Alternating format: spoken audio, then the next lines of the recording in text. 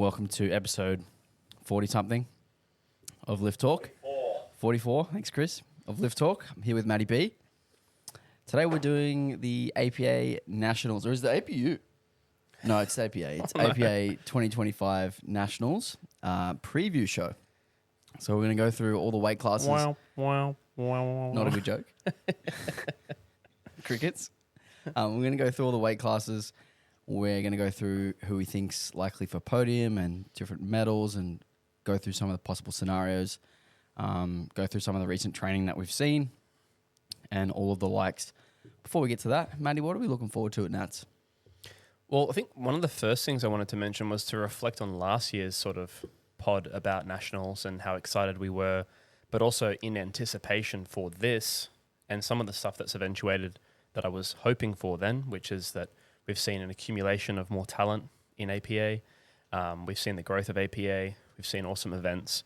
And now we get to go over to Perth and experience the other side of the country. A lot of the East Coast people, obviously West Coast people, always come to us. But I think that's going to be really awesome. That's one thing I'm really looking forward to. I've never been over there. I think a lot of Aussies would be saying the same thing. So that's going to be really cool. I think the event's going to be great. Jacob's going to put on a mad show. And I think that there's...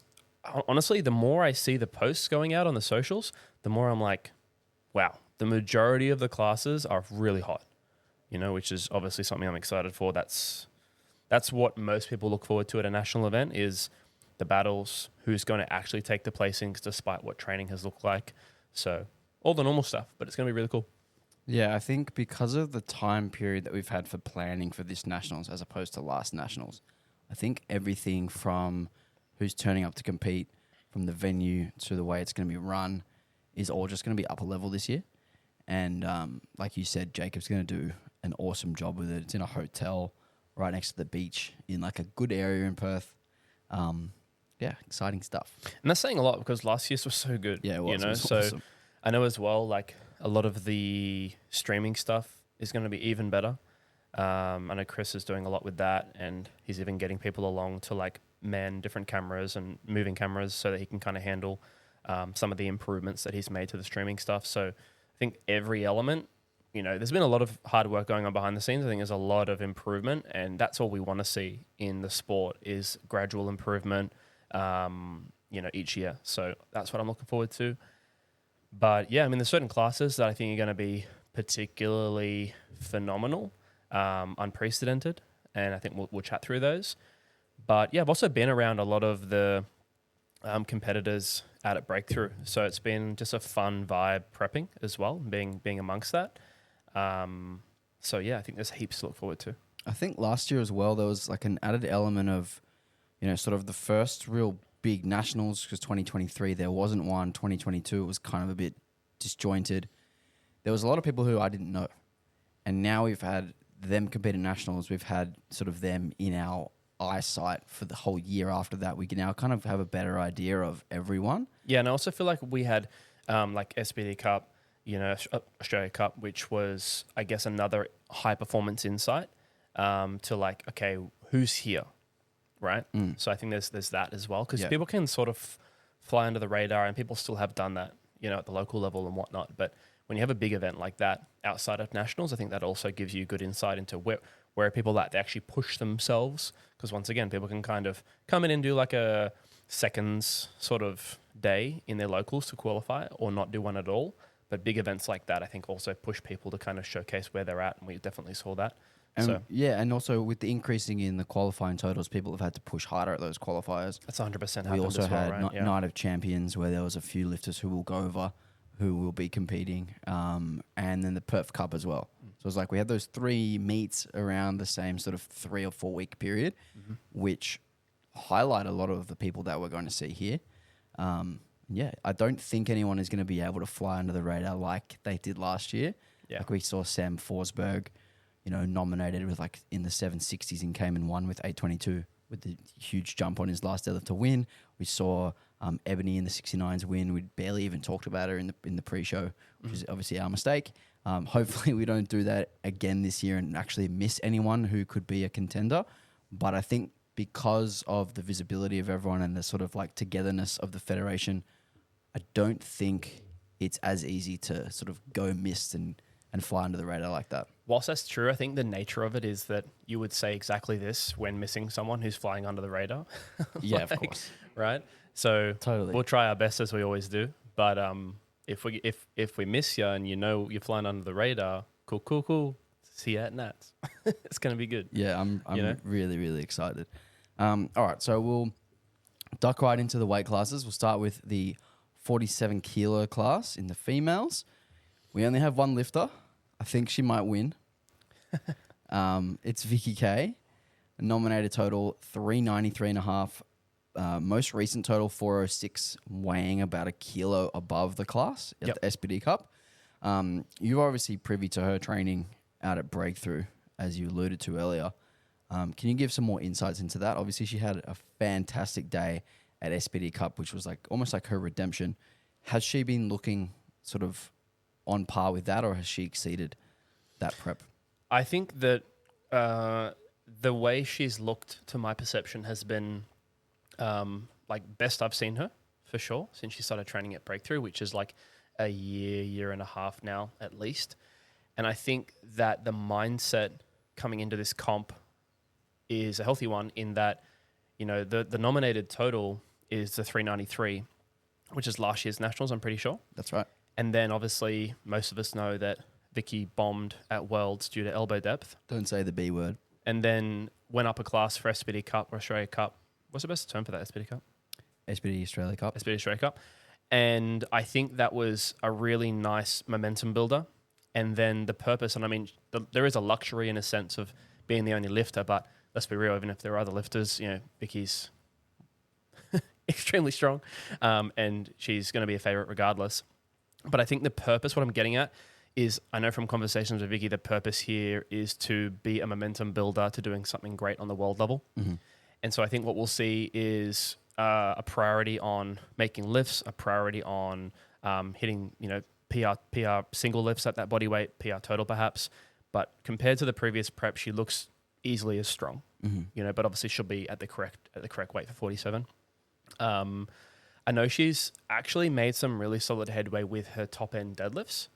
She has expressed like this experience of, for rep work, sort of finding her groove rather well, but sometimes it feeling really sticky for singles and not really being able to find or realize how to make those singles move a little better. And then recently, like I'm literally talking in the last 3-4 weeks, she seems to have really figured out how to make those singles move appropriately to what you would expect from some of her rep work. Like, you know, she might hit like a 160, 165 single and it'd be rather hard, and then do like 150 for like 6 and it's just easy, you know, that kind of contrast. But now you're seeing there's like 160s, 165s, like moving appropriately. So I'm pretty interested and quite excited to see that deadlift and how that shows up. Yeah, but no, she's had a great prep. She's looked really good. She's been healthy. Again, she said previous preps where she's had like groin stuff or adductor stuff, she hasn't commented on anything like that. And she's usually pretty open about it within the BT community. So I think she's looking as good as she's ever looked at 47. And I'm really excited to see what she can do. Yeah. Yeah, I think she's a chance to beat everyone on good lift points. Mm-hmm. You know, obviously lifting at the start of the week is the biggest disadvantage for that. You know, we could see Nat, Lucy, some of the men who are lifting after her see her score and try and beat it. But I think, you know, her deadlift, just talk on her deadlift, like her deadlift has improved every single comp, the last 3 comps, like you said. And if she can just continue chipping away at that, that's going to actually give her a chance to get a medal at Worlds, which is ideally the scenario for her. Yep. And that's what she cares about more than this one. I think, you know, like you said, this one will be get in, clean day, 9 for 9, you know, maybe a PR total, maybe match what she did at SPD Cup. Yeah, that'd be great. Maybe do a little bit more. Like I can see 405 to 410 for her, being a good, obviously she would need to go 9 for 9 for that, but being a good day.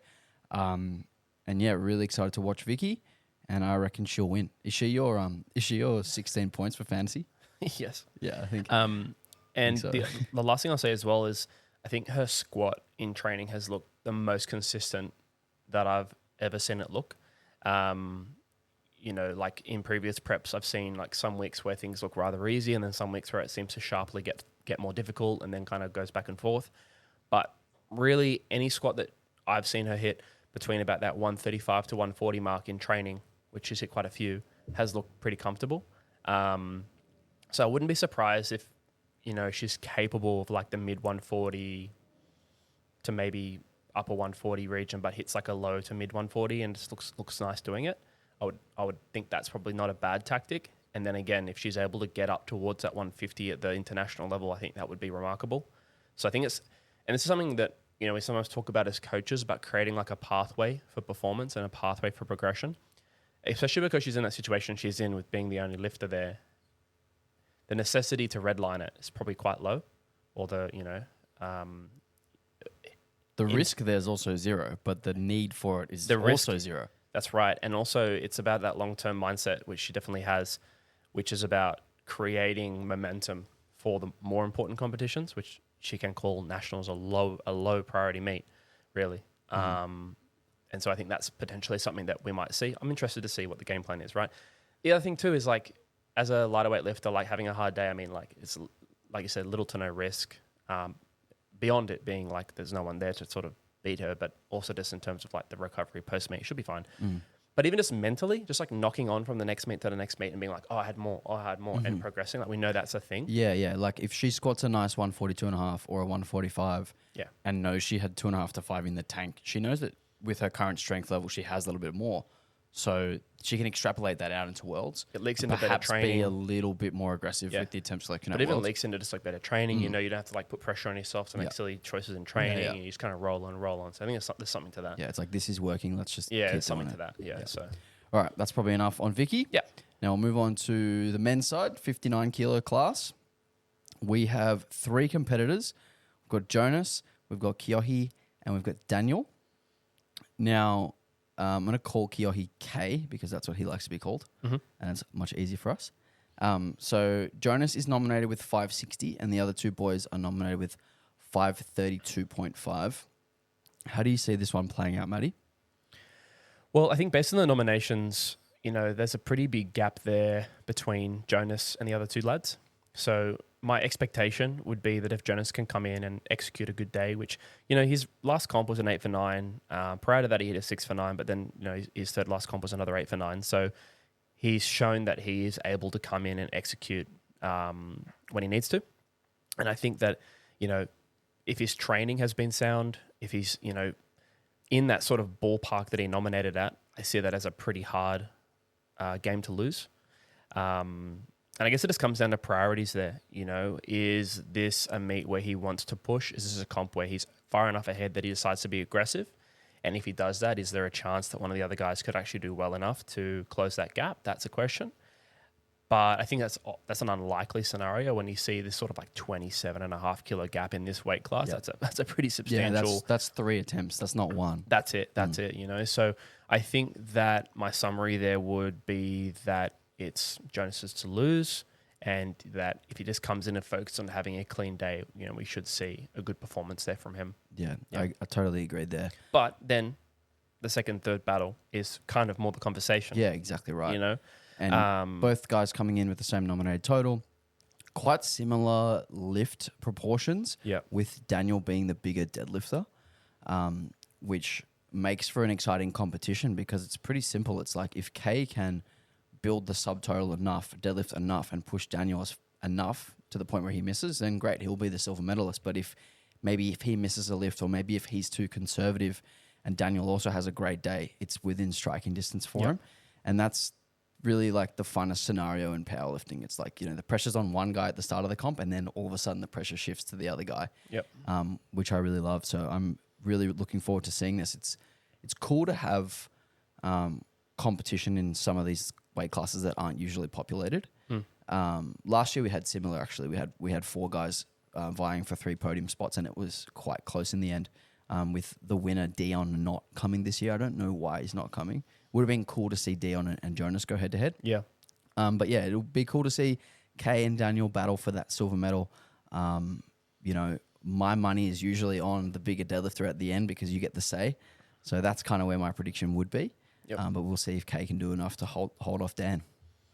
Yeah, no, as well, I think that if you look through the sort of made lifts that these 2 have had in the past, Like Daniel has had one shocker 3 comps ago with a 4 for 9, but since then has done 7 and 8 for 9. So you would expect that, there's been some lessons learned from there. They're coming with a sound game plan. And again, like you said, having that slight advantage at the end of the day, being able to pick precisely.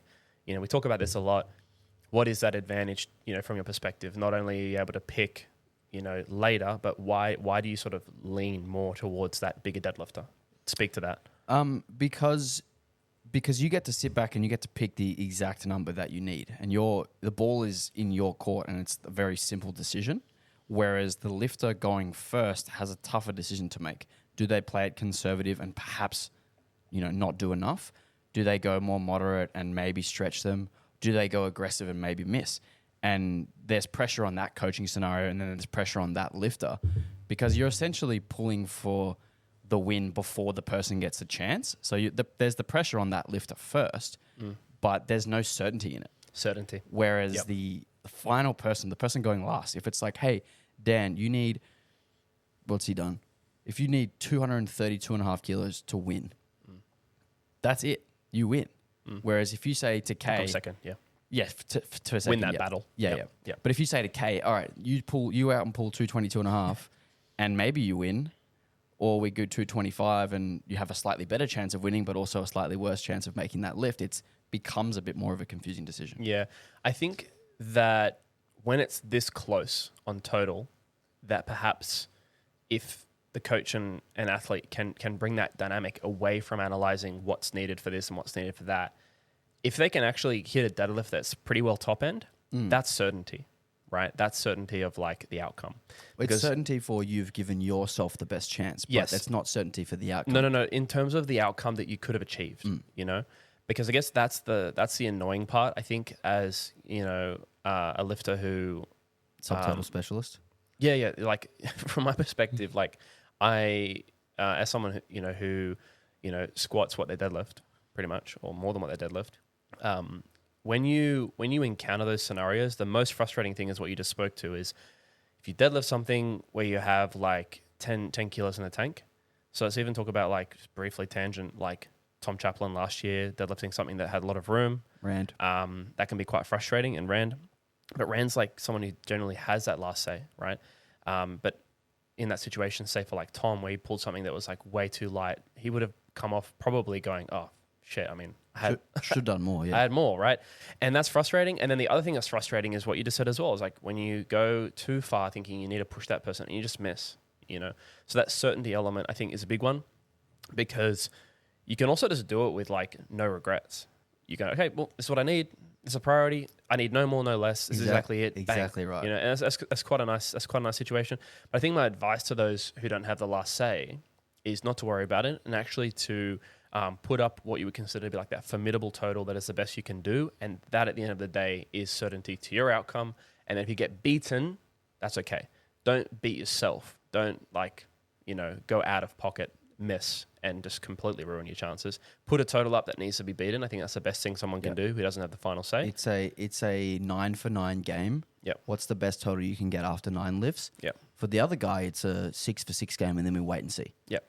I think it's semantics. I was thinking about this earlier today, and we always say it's a 9 for 9 game. It's a make your thirds game. I think things can happen throughout the day, and you can go 7 for 9 or 8 for 9 because like you got called on depth on your opener, and you still kind of add kilos, right? It's a make your thirds. 9 for 9. It's a make your thirds game, and I think that's what should be prioritized, because we always speak to this. The odds are, especially at national level competitions where the standards are higher. And standards are higher, and it's not a purposeful thing that standards are higher. It's just a reality that you have like more experienced referees who have had more time in the game. It can be more objective and whatnot. And then as well, the pressure of the event. There's a bit of travel this time. It's not crazy, but I mean, it's Australia. It's still some solid travel across the country. What is the flight time to Perth? Is it 5 hours? Something like that. I think it's 5. Yeah. And there's a tiny time difference. It shouldn't be a crazy thing, but there's all these little factors, that come in at nationals. So, yeah, look, I think it's going to be a great battle. I think what will happen is that second, third battle will probably keep those guys away from Jonas, because we tend to see when people are close, rather than aggressive attempt selections, we tend to see slightly more conservative attempt selections to make lifts and to build out the total. So we might even see like those nominated totals be about like the total that comes second, you know, even though there might be progress made by those two lads, there's going to be maybe that slight conservative approach. And the person who loses of those two is one that goes more aggressive and misses an attempt or something like that. Yep. Who knows? But that's kind of where I'm at with it. I think it's a pretty straightforward weight class. Yeah. All right. Good luck to those boys. We'll move on to the 52 kilo women.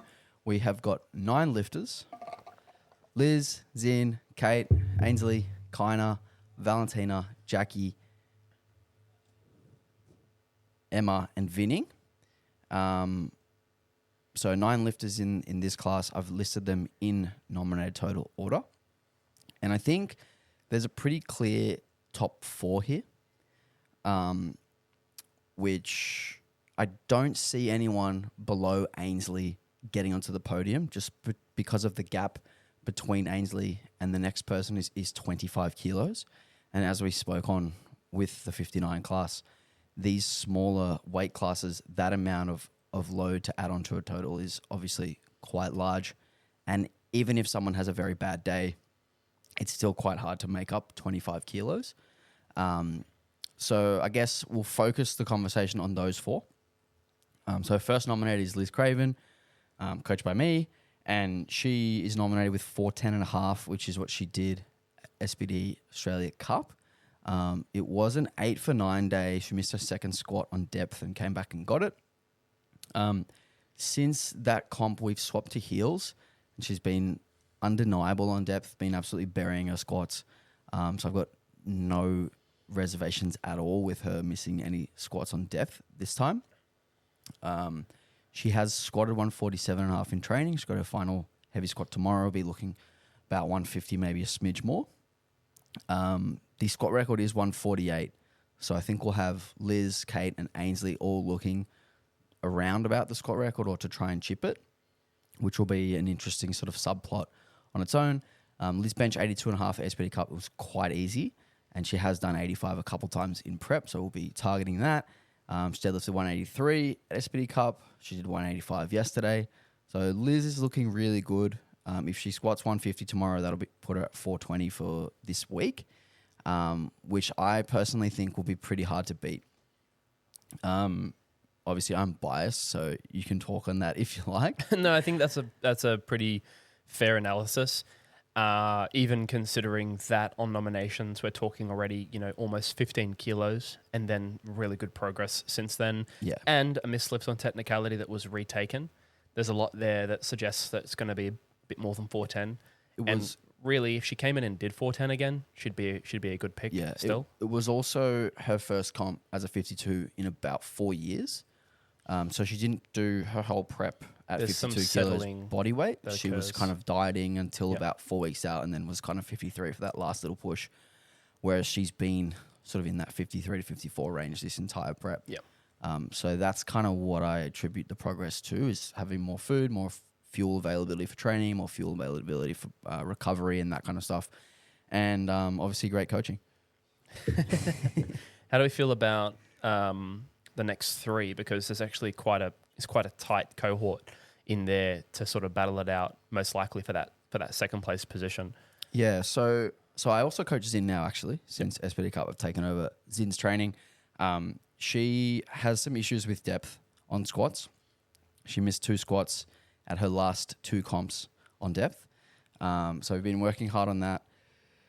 And I think she'll be around what she did at SPD Cup, plus or minus 2.5 kilos. The bench has been going well. I would expect a PR there, and deadlift I would also expect to be around what she did at SPD Cup. So I think a small total PR for Zin, 400 kilos would be great. Maybe a tiny little bit more than that would be additional, would be extra. But I don't think we'll see her push sort of towards that 410 range. Whereas I do think Kate and Ainsley can kind of make some progress from their nominated totals based on what I've seen.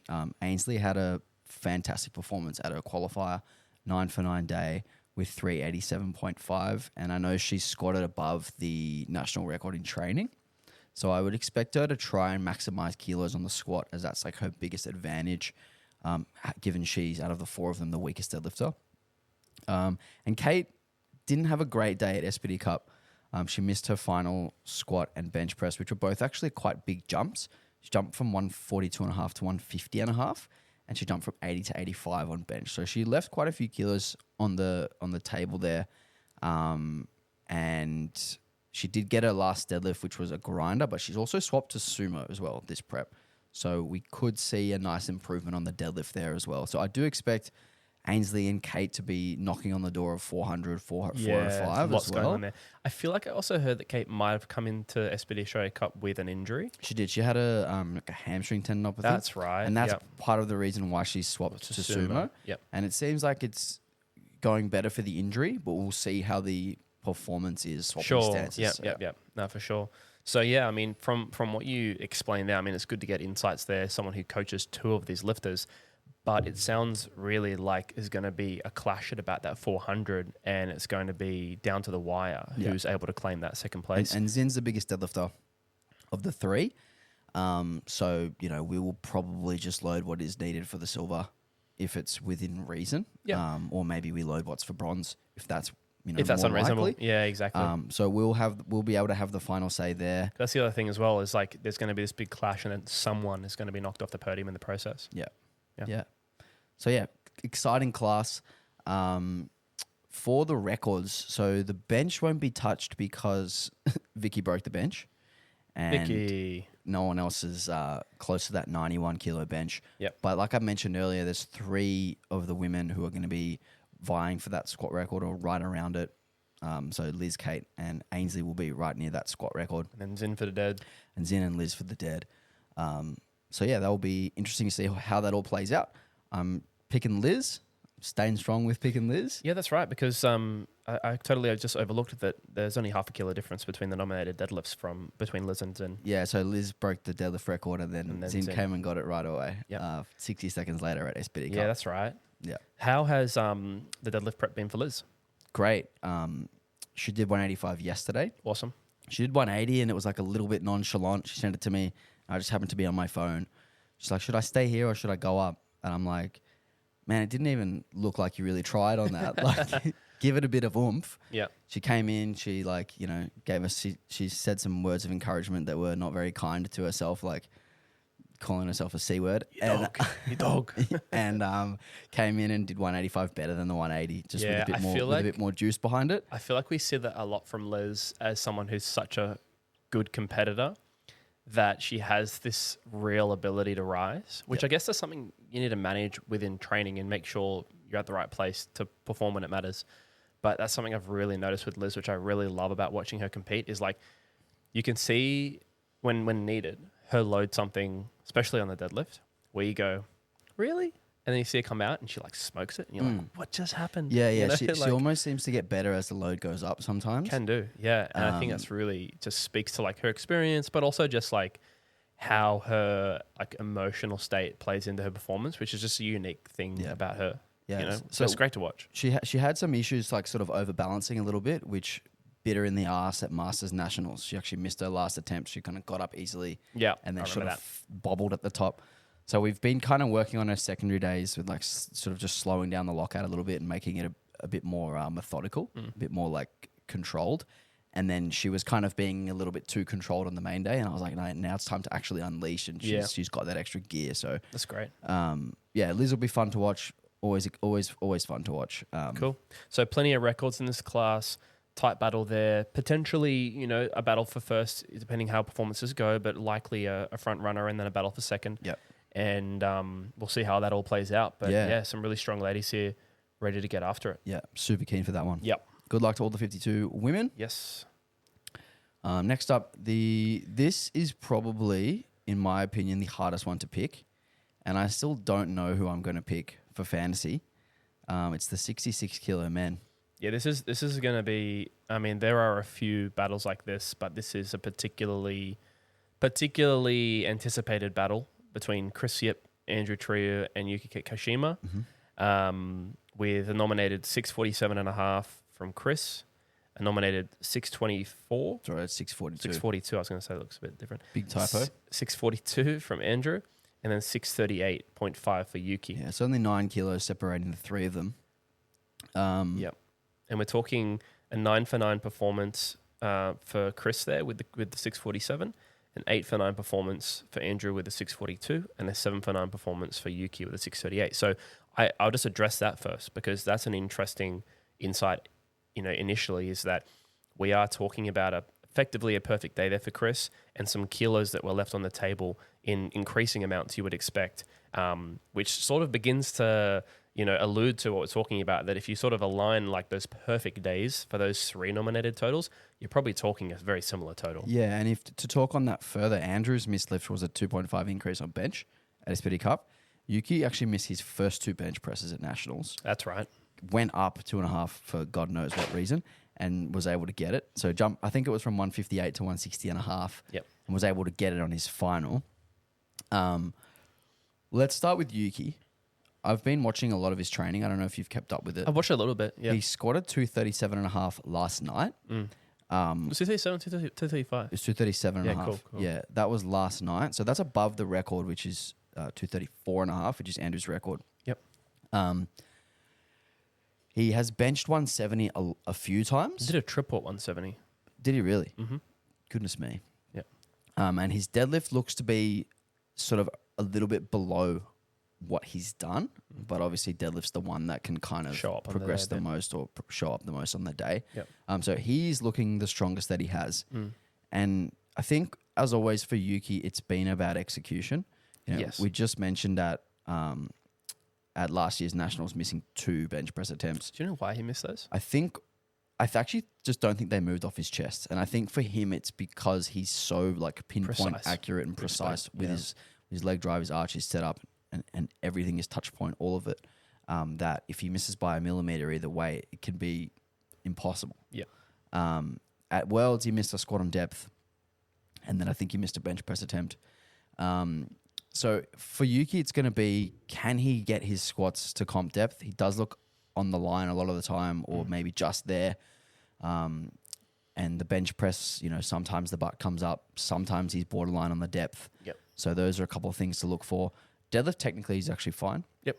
But it will be, can he make 6 lifts or 5 lifts at the start of the comp, not leak too many kilos, put up the biggest subtotal he can, and then hold off Andrew and Chris on deadlift? Yeah, my sort of insights to what players we're sort of dealing with across these 3 is we have Yuki, who's a weapon, but as you just alluded to, A little bit erratic. things have to align. Things really have to align for that ideal total, and it can. But there's obviously odds there, and I think there's more tumultuous odds for him than the other 2 in terms of that technical element, which is not really like a dig or anything negative. It's just facts of his technique. Like you said, he's got this huge bench press which relies on those technical elements. It's very normal, especially in this weight class. And then you have Chris, who has the biggest nominated total of all, but must perform on his deadlift for that to happen. That's something that's really important to He's note. kind of got all of his eggs in one basket. They are. And that's something that I think is important to note about like your quote-unquote deadlift hero, is that if that lift doesn't show up, they're nowhere near. You've got no chance. They're nowhere near. And then you have Andrew, who's definitely the most balanced. And I think as well, there's not as much of that like technical / performance variability that occurs. And I definitely see that in his training as well. So I think that's kind of like how I look at these 3. And because of that, I give Andrew really good odds. I think that if Chris's deadlift shows up, and I expect it to, that he will load for the win. And that's what's going to be really exciting. I think regardless, he'll load for the win. And what it relies on for him is that he has produced probably just a slight improvement on his subtotal. I don't think I've seen any of his training. I'm not sure if he really posts a lot of it. No, I've seen none. Yeah. So, I think I would expect that, he's going to hit about the same subtotal, maybe, a little increase on one or the other of the lifts. And then to be able to deadlift something a little bit bigger than last time will put him in great stead. I know that Andrew has had a really good prep. So I'm expecting him to come in and like bulldoze the day from perspective of like his own performances. And I think that's what we've sort of commented on before, is that for one reason or another, as the standards rise, as qualifying totals rise, as more players come in, you see them just step up in front of your eyes. It really, really happens. And it's so funny. Like I walk into the gym most days for the last like 4 or 5 weeks, and Andrew just like pulls out his phone to like show me a video. It's his top set. And I'm like, yeah. And then I'll watch like the first rep and I'm like, nice. And he's like, keep watching. I do 5. And there's like another like 2 reps that come out of it. I'm like, what are you doing? Like, so he's done some pretty cool stuff this prep. But I do think that it could be anyone's game. Yeah. It's like very hard to say because I think it's just more than other circumstances going to matter very much how these 3 turn up, Yes. you know? Yeah, I think to talk on like the kind of players they are, there's also 3 completely different personalities that come out Oh my as well. goodness. So like Totally different Chris is personalities. like deadpan, chill, Yeah, completely pretty nonchalant. introverted guy. Like He's so chill. Like Yeah. it looks like he doesn't care, even though he very clearly does he care. absolutely does. He comes Yep. out. He's just so chill. Yep. Just gets after it. Yep. Andrew is like a military robot who is like just precision, execute, like gets on, does his business, walks off. And then there's Yuki, who's a bit eccentric. He carries on a bit. He likes to hype up the crowd. Yep. He's got sort of a bit more of an out there personality. He likes to talk shit. Yep. And it's just going to be so funny to see these 3 completely different people, battle it out. Like it's they couldn't be more different. Yep. I think I definitely agree with what you said. Like Yuki's gonna have to turn up and execute on the day. Like it's gonna have to be a great day for Yuki to hold the other 2 off. I also think Andrew's deadlift has progressed a lot, but not shown up on the platform yet. Like he did that 262.5 at SPD Cup, which was really nice, but he didn't like kind of push the envelope a little bit. So it will be interesting to see whether he does look at 270 or 272.5 or even more than that. Like you alluded to, his training looks like that's there, but it's a reality of what's there on the day. Because he pulled for the win to beat Yuki at last year's Nationals, it was 260. And then he did 262.5 at SPD Cup, and it looked a lot easier than the 260. And I remember at the time, I was like, oh, yeah, that 260 was like pretty maximal. And you said to me, like, nah, he's got more than that. Like, that wasn't even hard for him. So it'll be interesting to see, like, how close to the line he's willing to go to hold off Chris as far as he can. Yeah. And maybe it's like, okay, Yuki's put the ball this far away.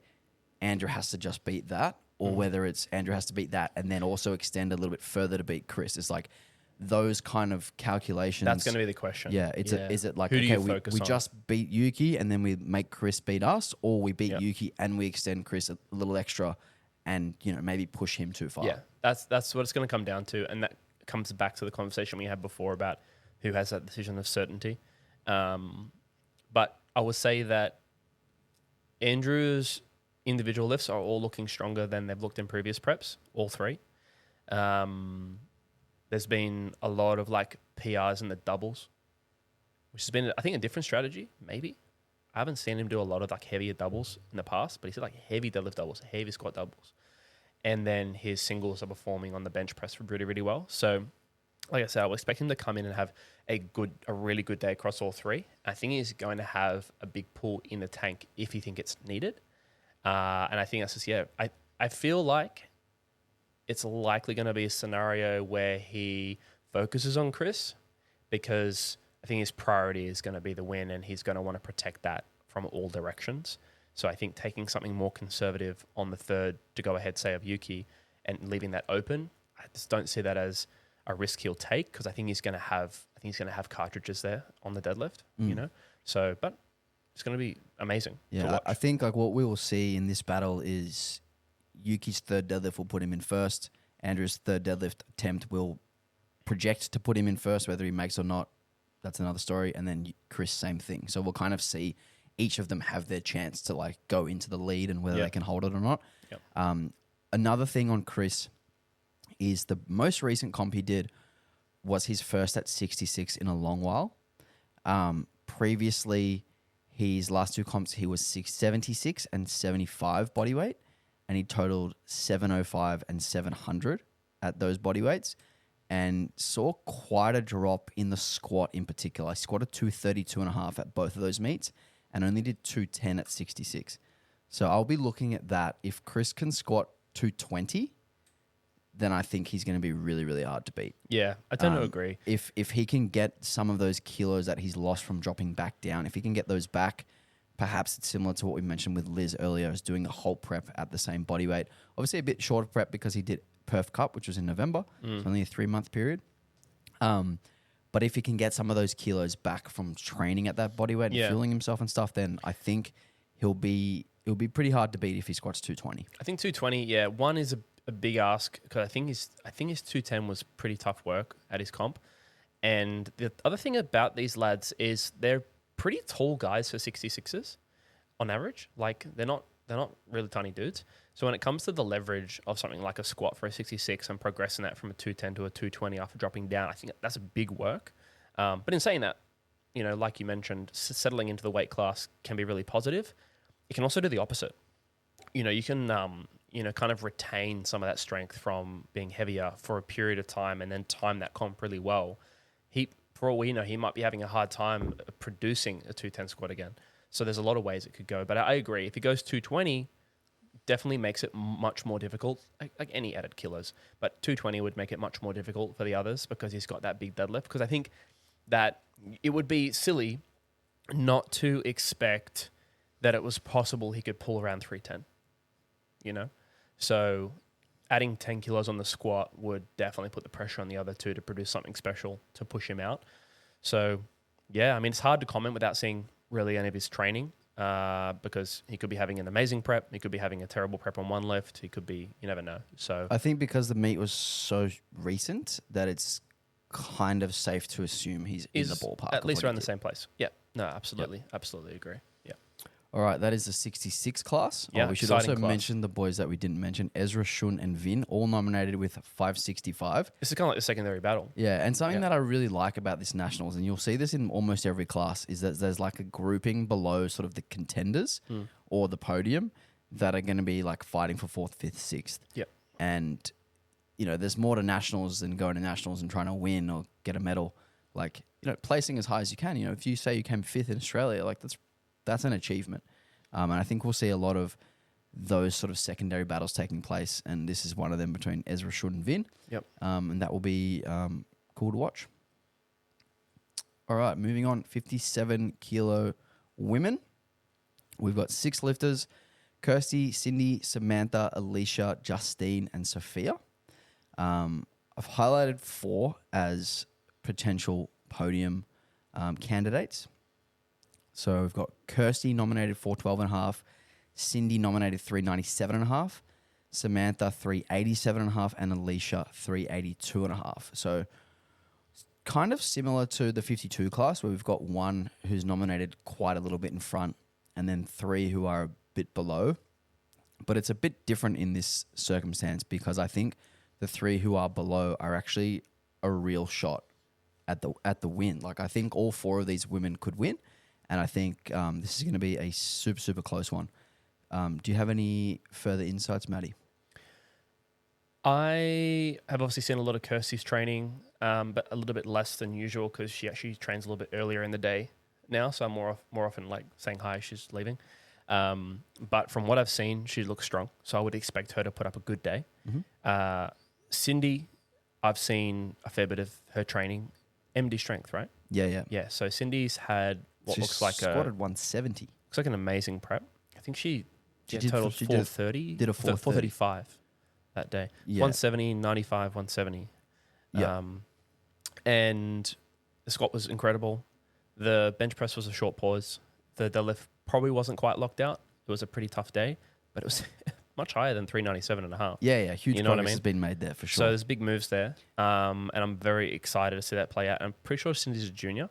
And she's just dropped down from the 63 class. Yeah. So her last comp, she did 407, which was as a 63 with 2 missed lifts. She's come down to 57. Not sure how long ago that 57 qualified comp was. So how long she's had to settle into being that body weight.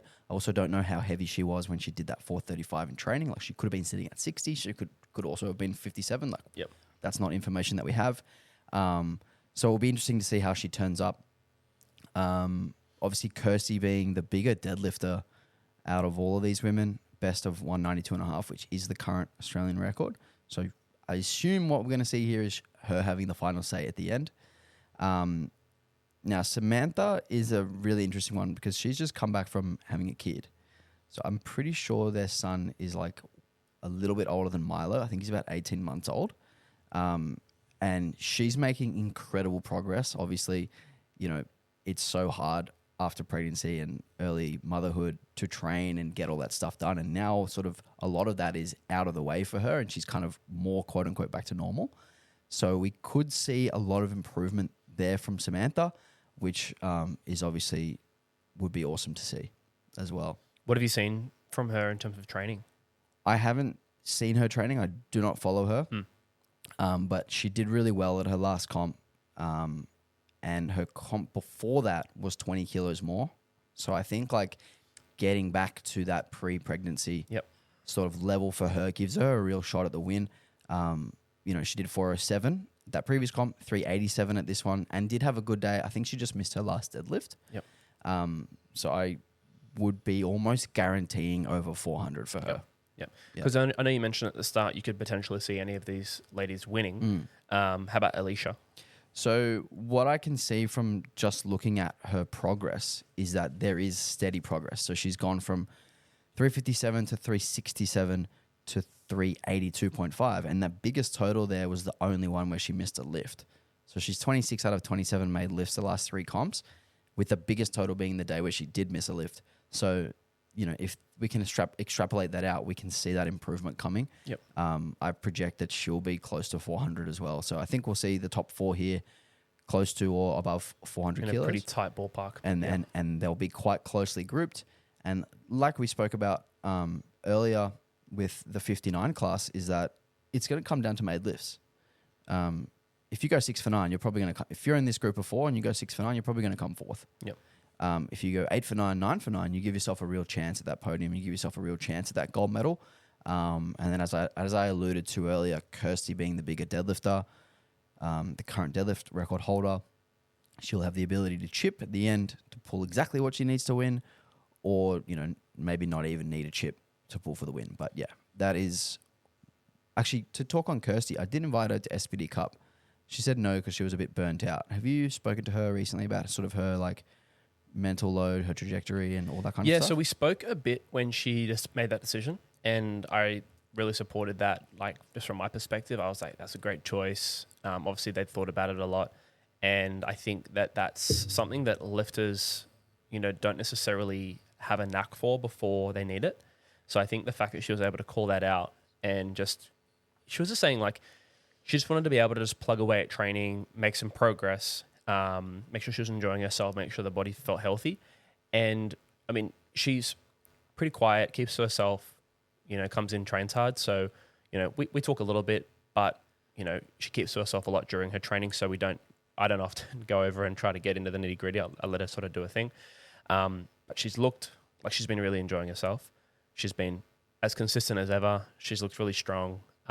So my hope is that has worked out for her. I haven't like directly asked if she's felt less burnt out now, but I think that even addressing that is a positive thing.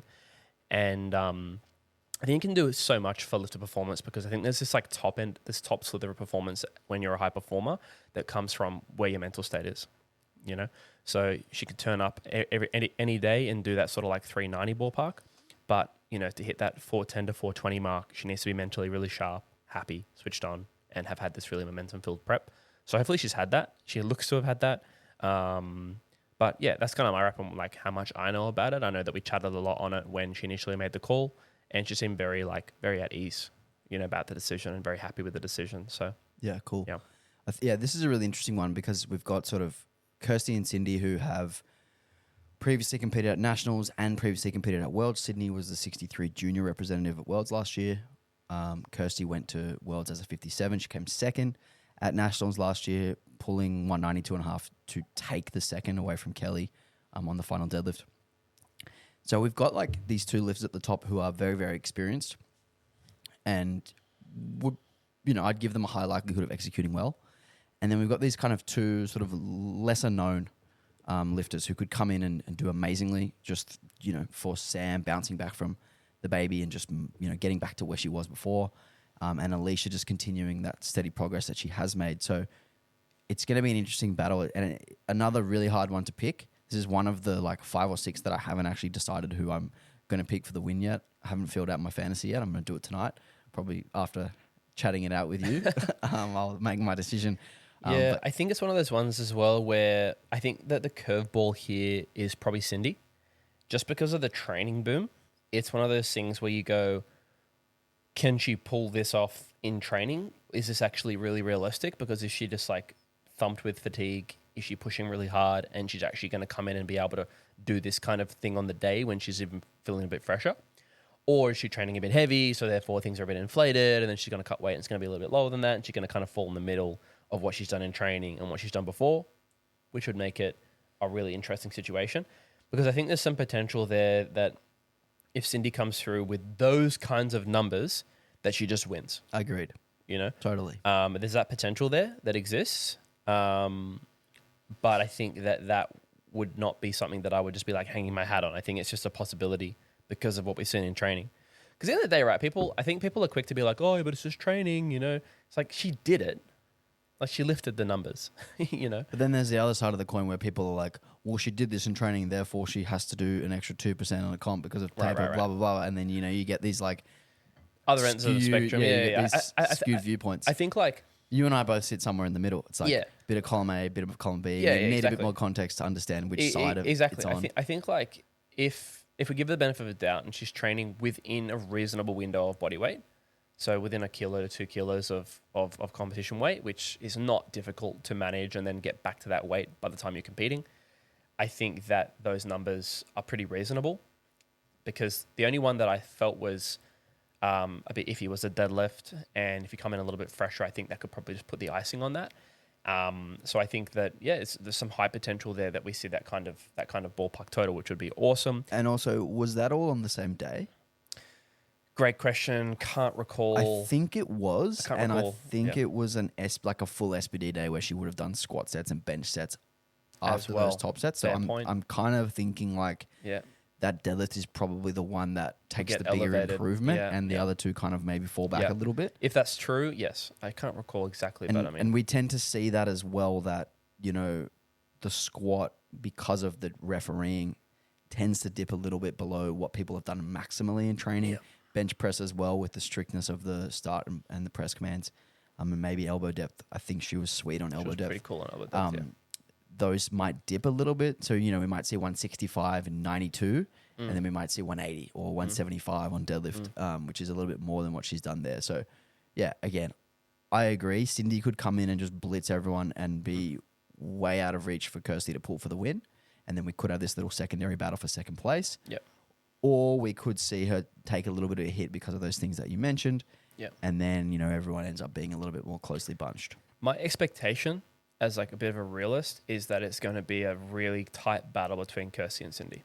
Yeah. That's my expectation. I'm sort of tossing up between those two at the moment. And like I said, I still don't know who I'm going to pick. Yep. Okay. And then also to mention Justine and Sophia, again, really cool that we have two lifters really around the same nominated total, which gives you that sort of secondary battle. So keen to see how that plays out as well. And that is our 657 kilo lifters. It is also worth noting Teresa Tang pulled out a couple of weeks ago. That was very disappointing. I think she would have, for her and for everyone. Yeah, she would have been probably the hot favorite. We also had Sarah Toohill, who I think she did 407.5 recently at the Alpha meet. She just didn't sign up for life reasons. She would have been a good one to have in here as well. So I just thought it was worth mentioning those two. Hopefully we can get them both in the mix with all of the rest of these ladies next year.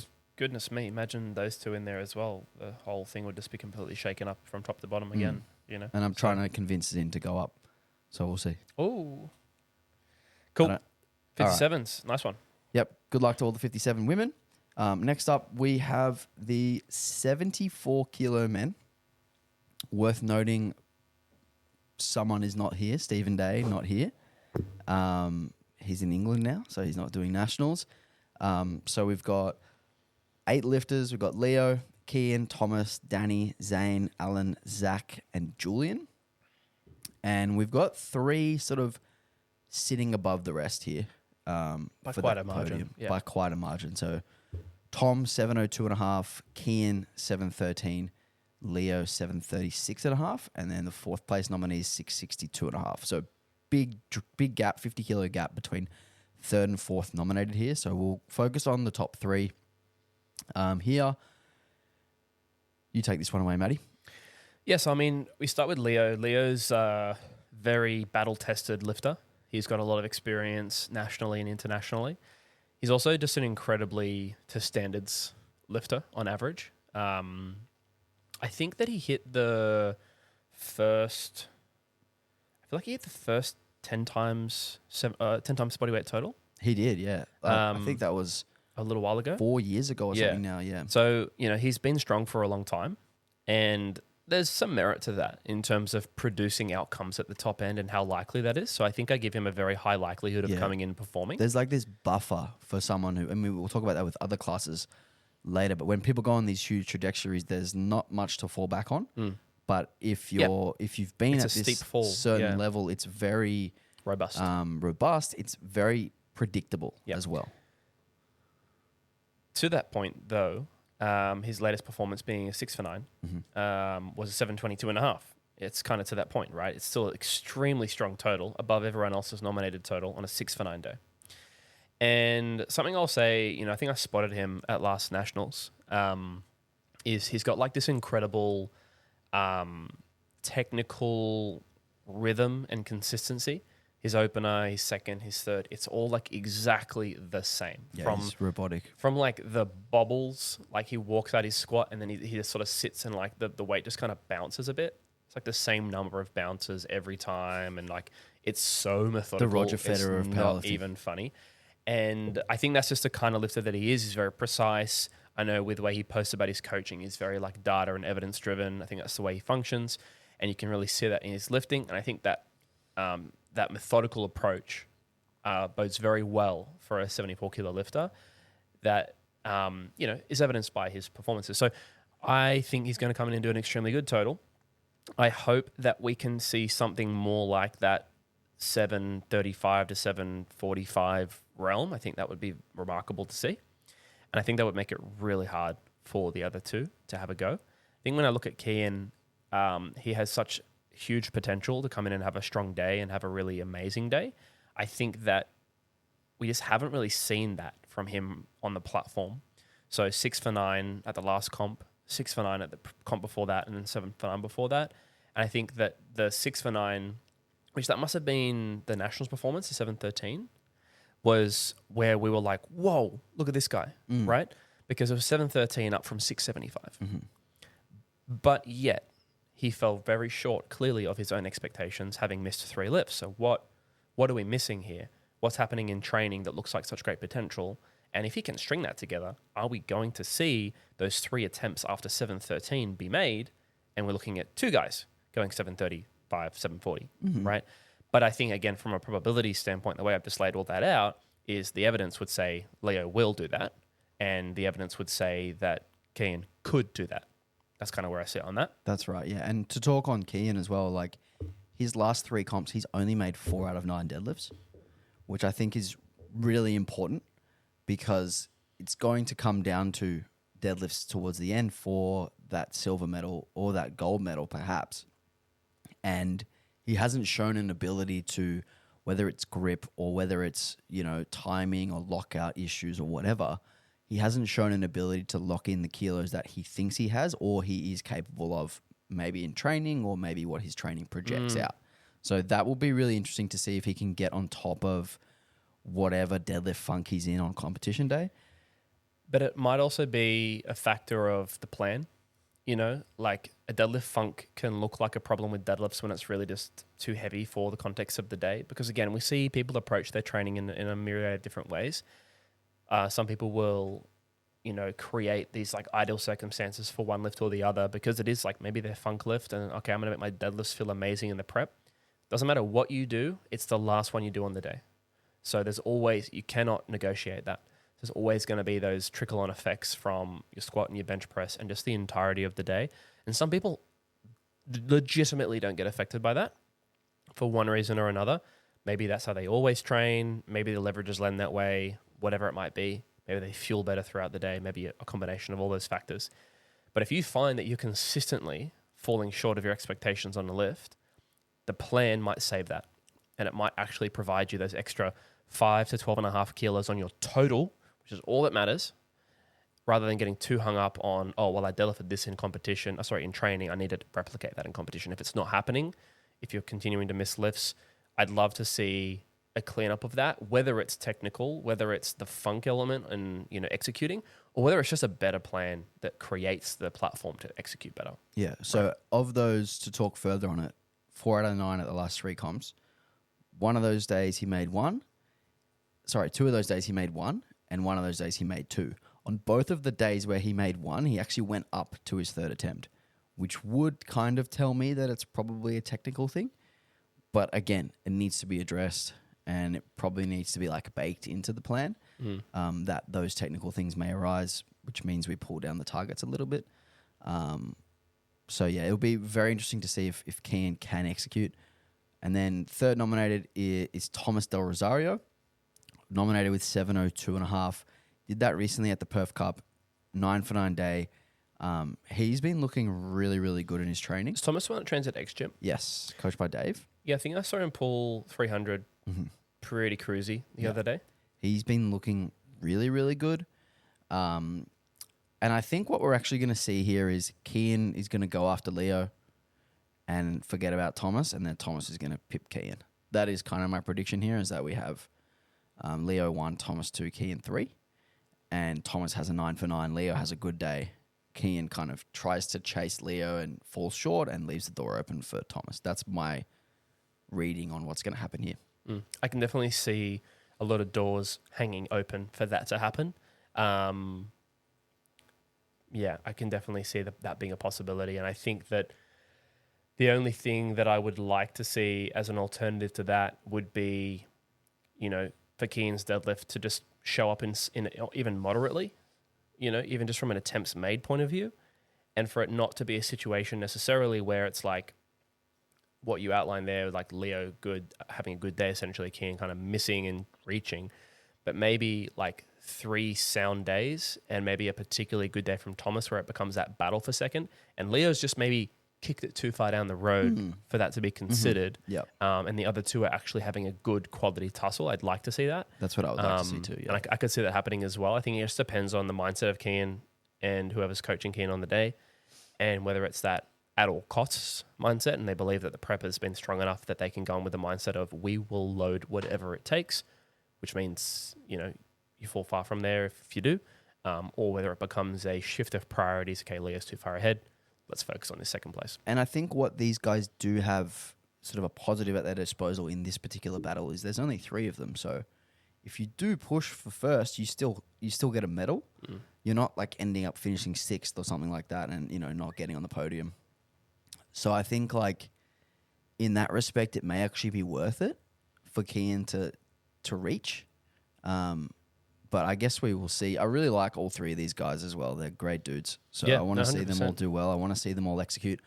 Would love to see 9 for 9 from all 3 of them, and important deadlifts made at the end for particular placings and shiftings in placings at the end, and that's what makes for really great powerlifting. 100%. And then we have Danny, Zane, and Alan, who are sort of wrapped up around the same total, this sort of high 650s, 660 situation.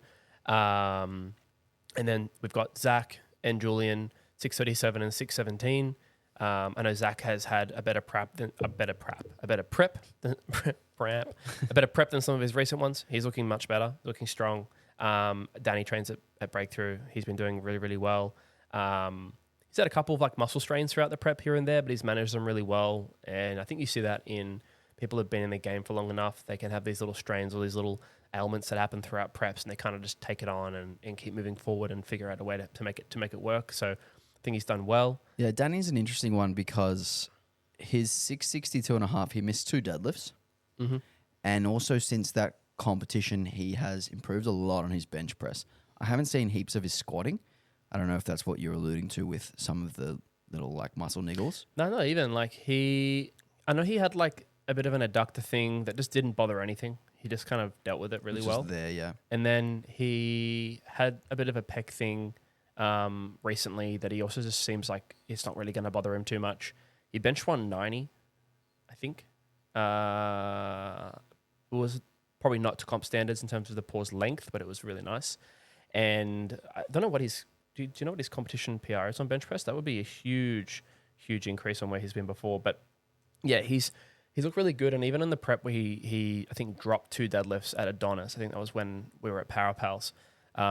He'd had a really good prep on grip and he'd had a really good prep overall. So I think that was a bit of a head scratcher for him. Yeah, so the best bench 167.5. Yeah, So wow. We'll probably look for like plus 12 on top of that. Yeah, I would expect him to hit in the 180s. And the record is Stevens, which is, let me just pull up my notes, is 176.5. So I expect Danny will take that bench press record. And I think if we add that much to Danny's bench and he makes his one of those 2 deadlifts, like we're looking at 690 for Danny with no improvement in squat. Yep. And no improvement in deadlift. Yeah. Could be a little bit of a dark horse. Maybe he could be a smoky for the podium. Yeah. I think the fact that his deadlift is the weaker of those, well, the weakest of sort of, if you include him in the top 4 of those 4, gives him a bit of a disadvantage because he'll pull first. But yeah, maybe we are overlooking Danny by not putting all of his comp details in here. But yeah, definitely a smoky. I think yeah, it's good to note. His training's definitely been high quality, and I think it will depend on pulling off the deadlifts, and then secondly, how much of a progression we make compared from that 167 to 190. It's a big space. Where's he going to fall? Is he going to do 190? Is he going to do 180? That's a big difference. So I think it's going to matter what happens there. And even if you're going to squat something similar or a little bit more, I haven't been with him for a lot of his squats this prep, been around him for a lot of his benches and deadlifts and things. But when I have seen him squat, he's looked quite good. You know, I haven't sort of looked at it and gone, oh, something's wrong here, or that he looks absurdly more strong. He looks to be doing quite well. Okay. Yeah. And I think for Danny also, he's gone up to the 74 class from the 66 pretty recently. So we could also just be seeing like, you know, that strength like potentiate across that class, like across the history of that class. One thing I'll say is Danny's so jacked. Yeah, he's super jacked. He's so jacked. I look at him, I'm like, how are you a 74? How are you a 66?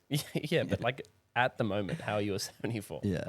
Yeah. All right. Good luck to all of the 74 men. Moving on to the 63 kilo women. Oofed. Now this is going to be fun. We've got 4 lifters who are sort of above the pack here. Yeah. In particular, 3 who are above the pack. I've included Kelly because she's recently gone up to 63. She's nominated at 412.5 on a 7 for 9 day. That was last year's nationals where she was bronze medalist in the 57. And her trainings look good. Her training has looked good. Yep. She's gone up a class. She looks to have put on some nice amount of tissue and looks to be strong. So I wouldn't be surprised if we see something like 450 from her. So I wanted to include her in this, although her nominated is quite a little bit below. Yeah, she's Kathleen. definitely in the race in general. And then I think that it begins to become more of a 2-horse race for first, is how I see it. Yes, agreed. And I think that it's another situation not too dissimilar to the Cindy situation, where we have Abby Wallace, who's on paper, you would go, well, she doesn't look that close to Shay. But I think in terms of the training performances we've seen from her, that I think she's shared very tactically that we will definitely have, if she's able to produce those kinds of training performances in competition, we're going to have a genuine battle up around that 500 kilo mark. Yes. Is what I'm expecting. Yeah. And I was talking to her coach yesterday and he was telling me that like it was kind of a rare opportunity to be able to hide training because she's a little bit behind Shay. And, you know, he didn't want to show the cards too much. First of all, before we get into more specifics, what are our thoughts on hiding training? See, I think we differ quite a lot on this. You hate it. You think it's really lame. I hate it. And I think that if it serves the lifter, I love it. Agreed. Okay. If it serves the lifter, I love it, but I don't think it provides a tactical like coaching advantage. which I think No. Which So, I think that is what is considered to be like Okay, the biggest so- pro for it. Yeah. Which is why I'm so anti it. Yeah. Okay, so I think that like what a lot of okay, I agree with you on that element of it. If you think that hiding your training is going to mean that when you lodge your openers and start going through your firsts and seconds 10 minutes apart from each other, and then your seconds to thirds in front of everyone's eyes, that everyone's going to go, oh, whoa. Oh, that's different to my scouting report. Like, you're absolutely kidding yourself. Everyone's watching the scoreboard. Everyone can see what's going on. Everyone can watch the lifters and how easy the opener is. And most versed coaches know what's coming. Now, there are some outliers with that situation. We know what happened last year in the 105s. Yes. Was that a perfect storm of events? 100%. If some of those other lifters had taken their, top ends for, say, the deadlift, would we have seen that same outcome?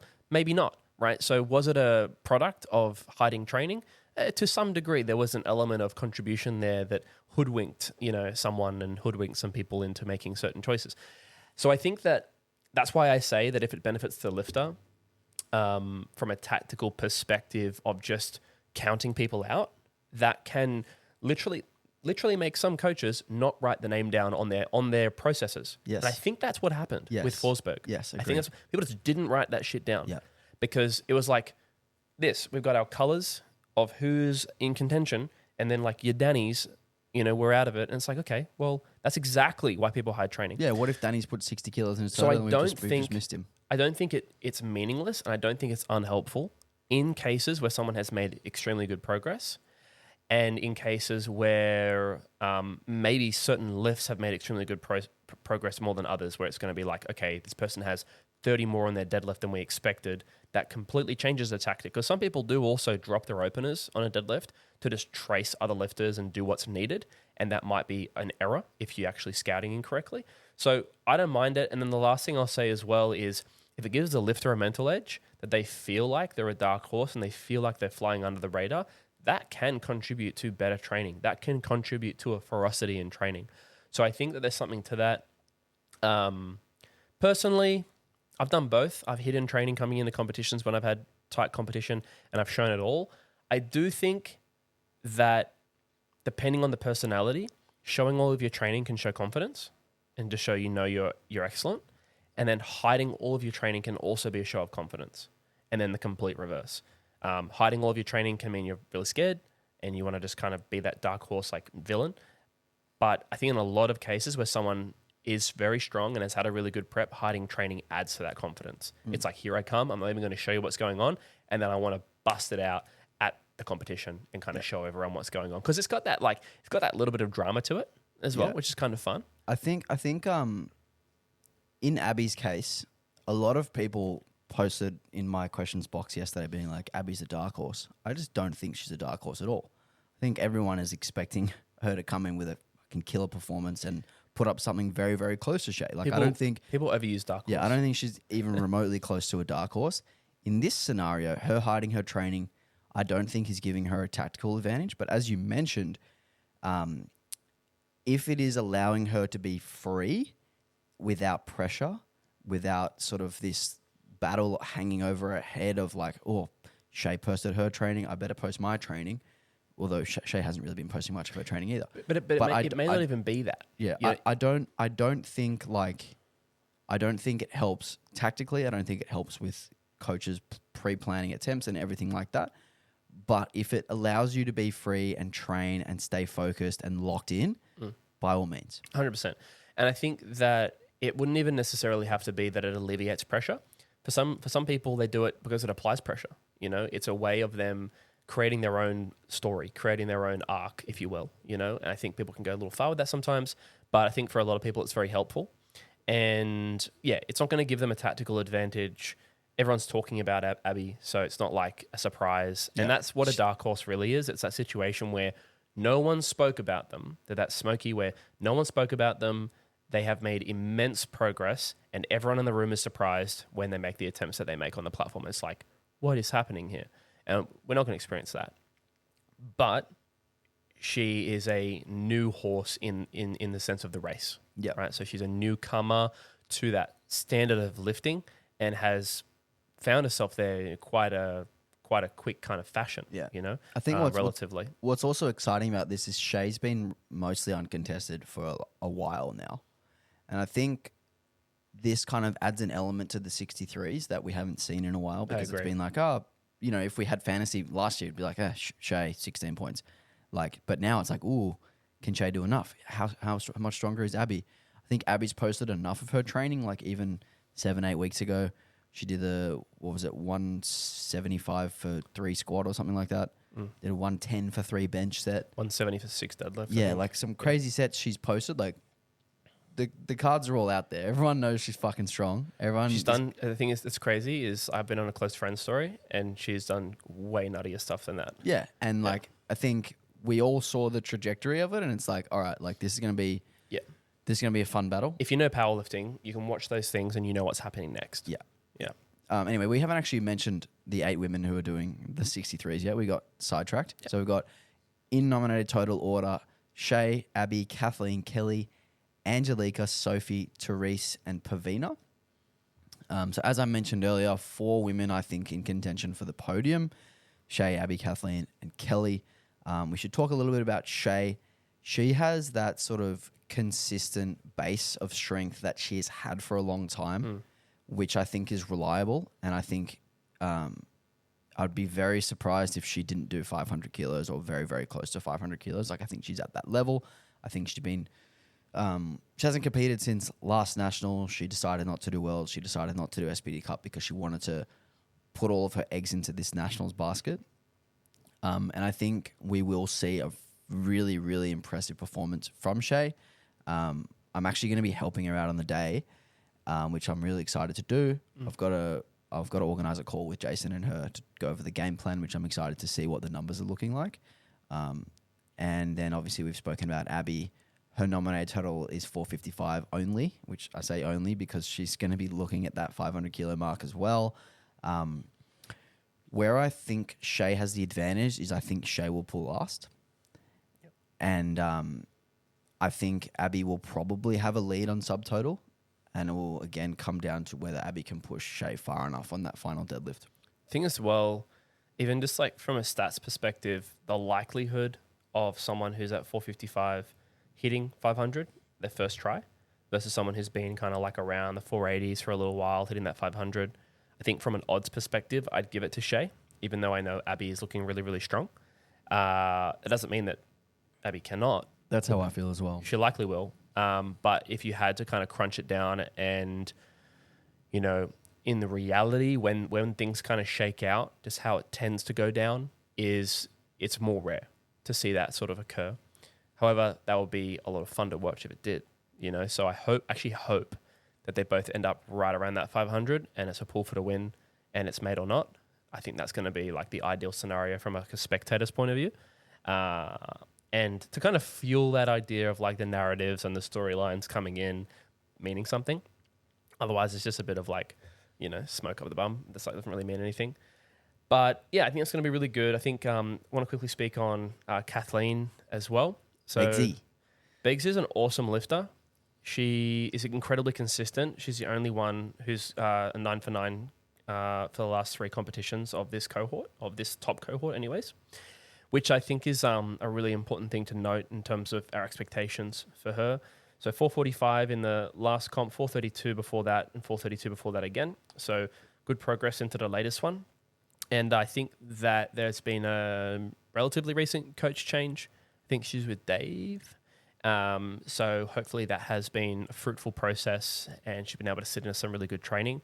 And we can expect, you know, some solid progress there, maybe something similar to the relative performance increase from the last competition.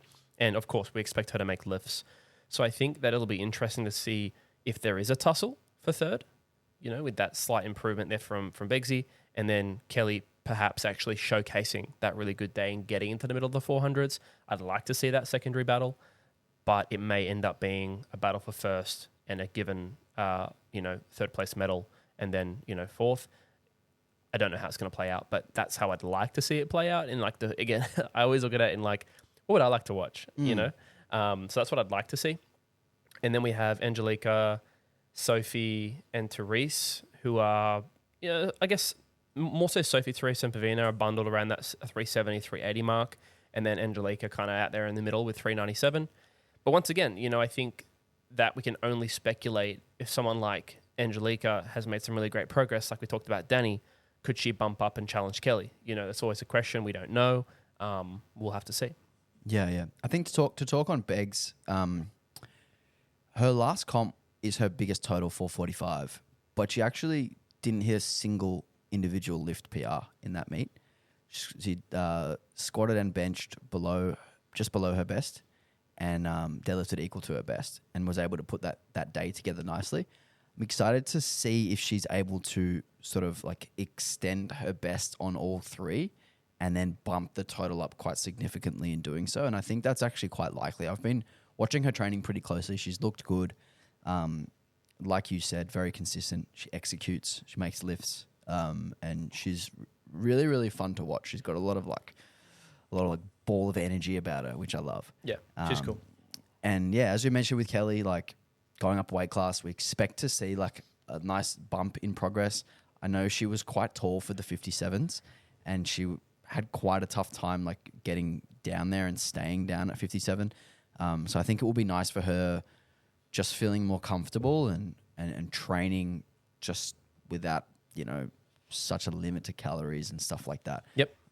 So yeah, I expect to see Kelly and Beggsy sort of in that 450 to 460 range. Yep. No, that'd be awesome.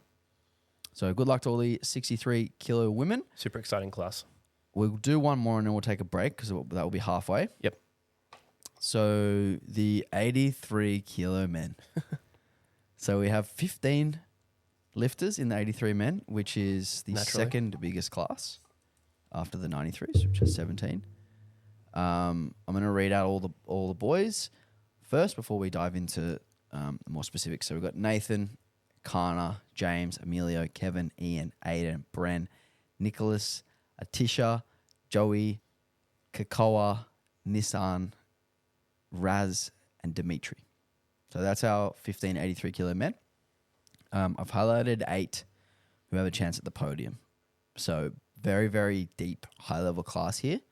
And I think it is 2 guys vying for first and then 6 guys vying for third, which I think is going to make for a really, really interesting battle. How do you want to go about doing this one? How do you want to chop this up? Because there's a lot to talk about here. We might do 30 minutes on the 83s. Let's talk about the 3rd to 8th place guys. Okay, yep. And then we can finish with the top 2. And I think we can maybe even just start by addressing that Nicholas, Tish, and Joey and Kakoa are all around sort of that ballpark of just under this group. And then we've got Nissan, Raz, Dimitri. I know Raz has been calling out winning the B group. Yeah. It's been his... He also did not have a good day to hit 652.5. Yep. So he could very easily be 680. Yep. I think, again, in this sort of area, you're going to have a lot of progress. I think that a lot of these 9th to 15th nominated lifters are going to get up around that 700 mark. I know that's my goal with Tish, who's one of my lifters. So I think, we're going to see a lot of awesome movement where we could have, 13 guys go over 700 in the 83s, which would be cool. Yeah, very cool. So, good luck to all those lads in the nominated 9th to 15th. When we look at the, let's say, nominated totals for that sort of 3rd place contest, that's a big thing to say with a 50 kilo spread, nearly 50 kilo spread. Why do you think that they could all, or what's like your thinking behind commenting that you think they could all be potential 3rd places? Well, I think James Lee's the highest of this group, and I think he's probably the one who is going to fall down the most from nominated total. He's kind of been injured. He did 707.5 at SBD Cup after doing 753 at Nationals, which was, he did miss a huge jump on his final deadlift, which obviously took a lot of kilos away from that total. But he's been injured. He's been away. I don't really know how seriously he's taking this prep. You could probably talk on that, given you see him a bit more at Breakthrough. I think he always takes his prep seriously. He's definitely had a little bit of an injury experience for the last little while, and he came into SBD Australia Cup with injury. I think he was actually pretty pleasantly surprised with how he performed, even though he hit only 707. He had a lot of room. I think, again, that was just like a pleasant surprise. So, in saying that, he's also been away for a little while. He's still been training and everything, but like he doesn't post, and like I haven't seen much of him, so I can't really speak too much to it. I think But like it wouldn't surprise me to see him get fairly close to his best. yeah, and I was just gonna say that I think like that 750 is probably where I see roughly third place falling. It might be a little bit more than that. There's a couple of boys who have made a lot of progress in this group as well. Like Emilio, we can talk about Emilio. His last 3 comps have been 747, 750, and 745. And I know he went into that last one with some knee niggles, which I know have been a little better this prep, but still bothering him a bit. Yeah. He's just super consistently around that same mark. So it's hard to say he's going to do heaps less than that. He probably does around about 750. Like I think that's quite a consistent mark for Emilio. Kevin Lee is the one who I think could like excel past that 750 of this group if he has a great day. He did 735 with the 6 for 9 day, which like was pretty close to actually what he had on the day. Like he missed a 5 kilo jump on squat and bench, and I think he missed a 12.5 on deadlift, but it didn't leave the floor. So like it wasn't too far away from what his potential has been, but this prep he's taken it up a gear. For sure. And particularly the bench and the deadlift have looked like they've just shot up, you know, a few percent. So I think we will see 750 plus from Kevin as well. We've then got Ian Burns, who is 730 nominated. His previous total, he did 710. He took a 25 kilo jump on his final squat and missed, which shows me that there's a lot of confidence that that squat's improved. And maybe we'll see like sort of mid 270s there.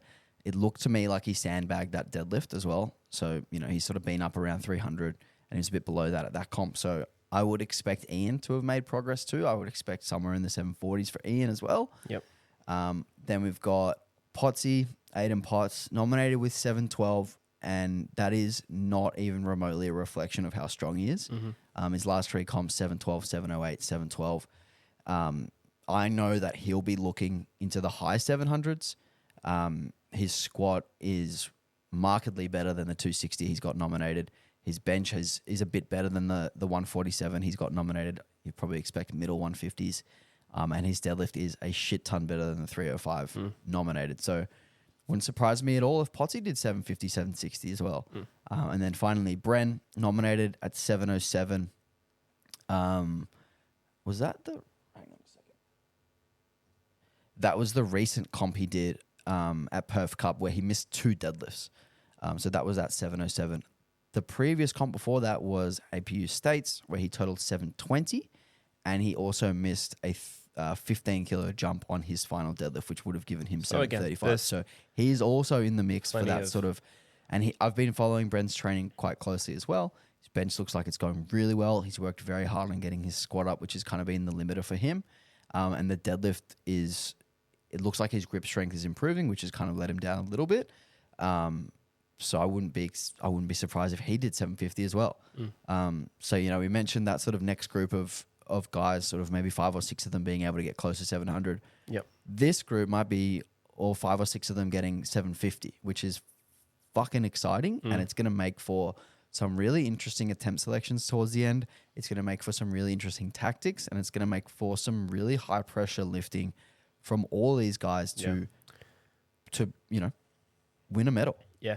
Obviously, you know, Emilio and Aiden a bit in the driver's seat towards the end with the bigger deadlifts. And Kevin as well. Kevin will probably be, I think he did a 305 double this week, so I probably project that he'll be in the 320s. Might be around the same spot. And I think Potsy, like, fuck, who knows what the limit is? Yeah, exactly. And I think that's the thing with Potsy is that at least with the track record that we have in front of us here, there's been a lot of training potential that hasn't come into fruition on the platform. But at some point it will. Yeah, exactly. You know, is this the competition where we see him hit what he's able to hit and what we've seen him hit in training? I know that this is his first comp with Steve. Yeah. Yeah. So they've had a lot of time to kind of test theories and, you know, see if they can improve, I guess, the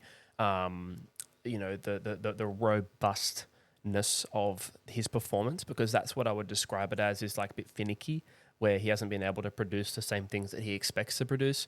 But I think that in terms of potential, he'd be him and Kevin are probably one of the bigger in terms of potential if everything was to strike perfectly. So, yeah, I think this battle is going to be very cool. I can't imagine that any of those lifters are aiming to tussle with the top two. I can't imagine that that's the case, but it could be wrong. But what do you think about that?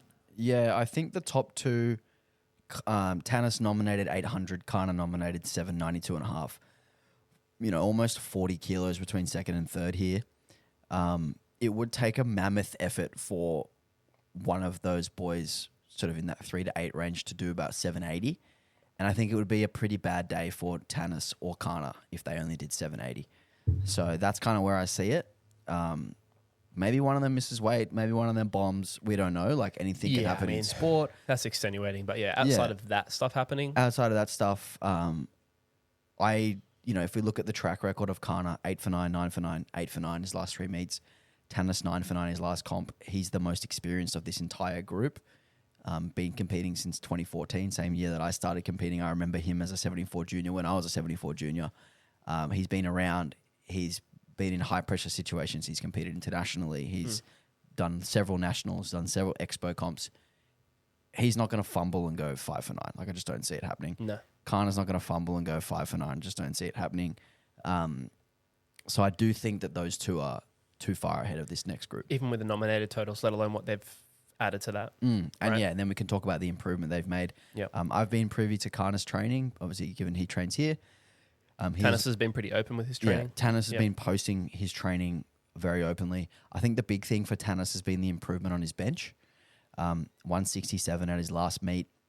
He has done 170 as a 93 in the past, but that 167 was an 83 kilo PR. I think he's done 175 in training and it moved. Moved nice.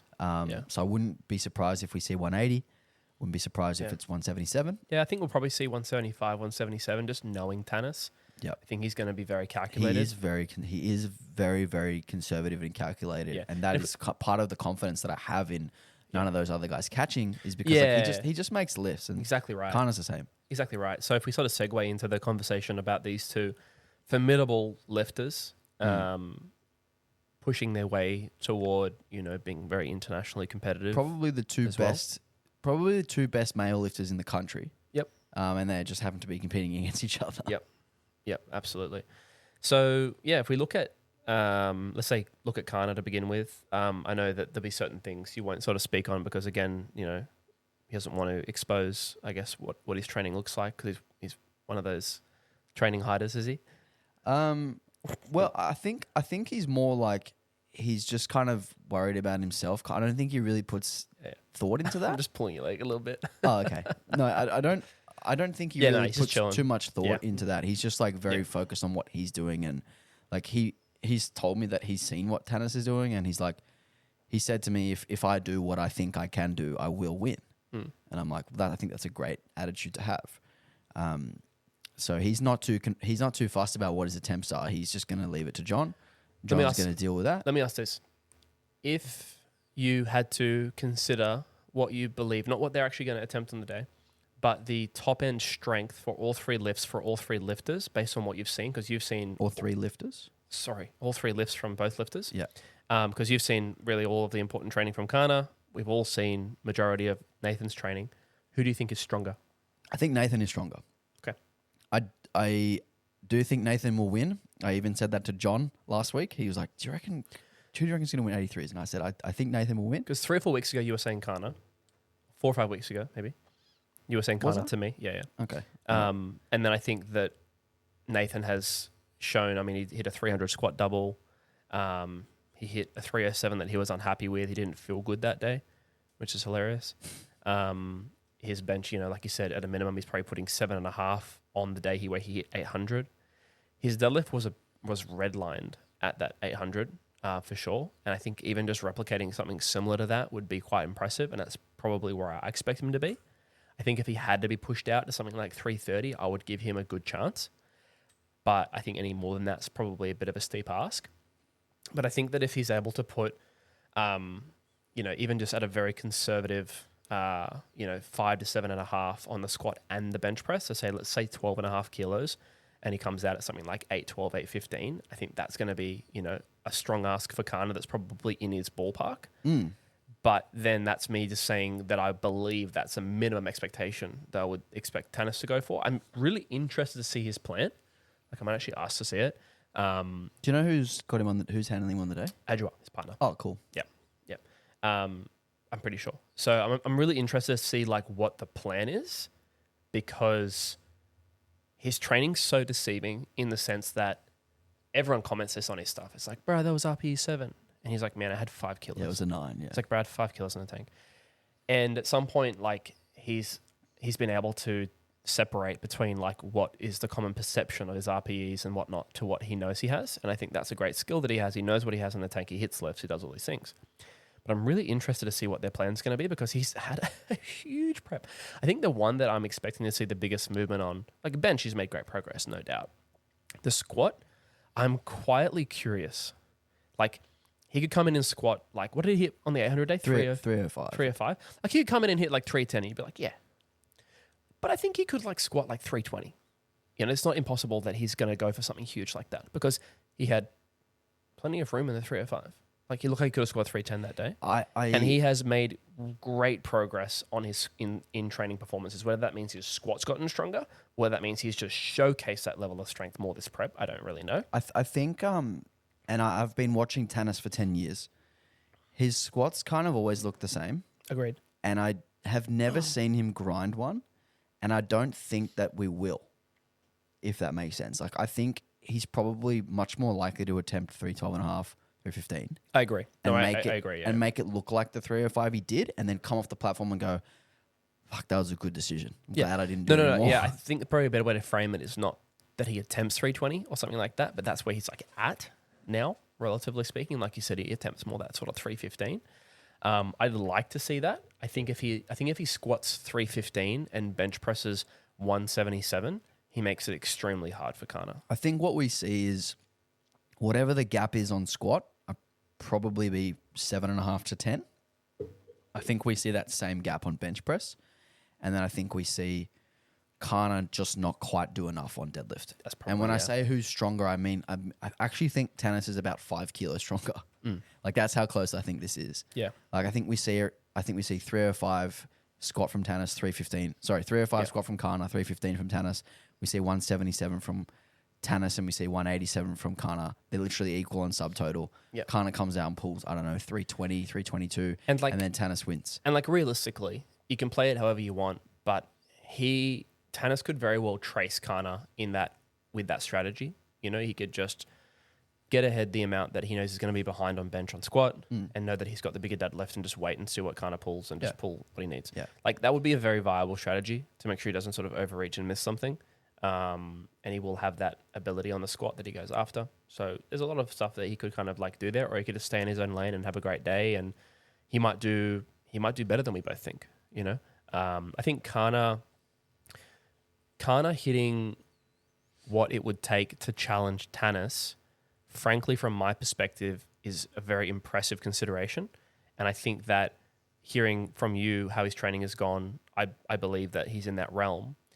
But I was expecting him to slow down a little bit more into this competition. So I think he's done better and is going to be more of a contender to Tanis than I originally expected when I saw Tanis hit 800 and then kind of come in and pretty much get 800, but, technicalities. But Tanis definitely looked to me like he had a bit more to give than Kana did.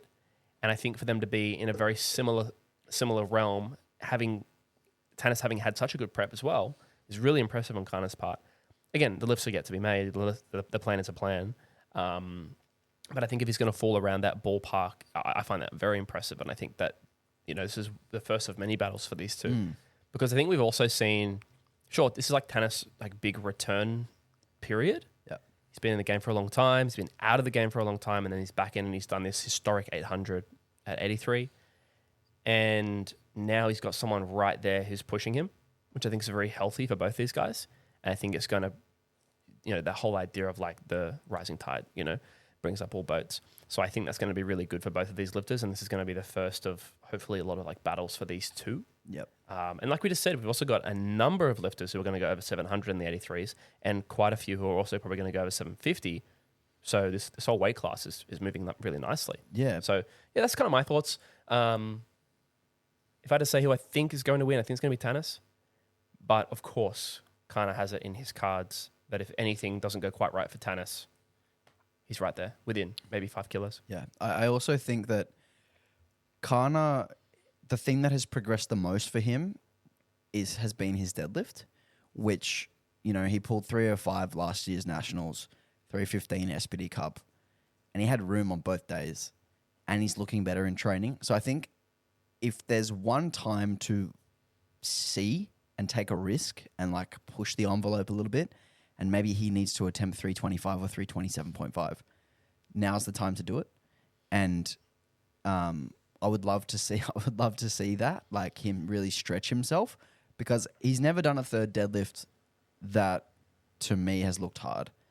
And it will be interesting to see if he's willing to take the risk, or if he's just going to solidify a total to make Tanis beat him. Or I think this will also be interesting in terms of tactics of attempt selections.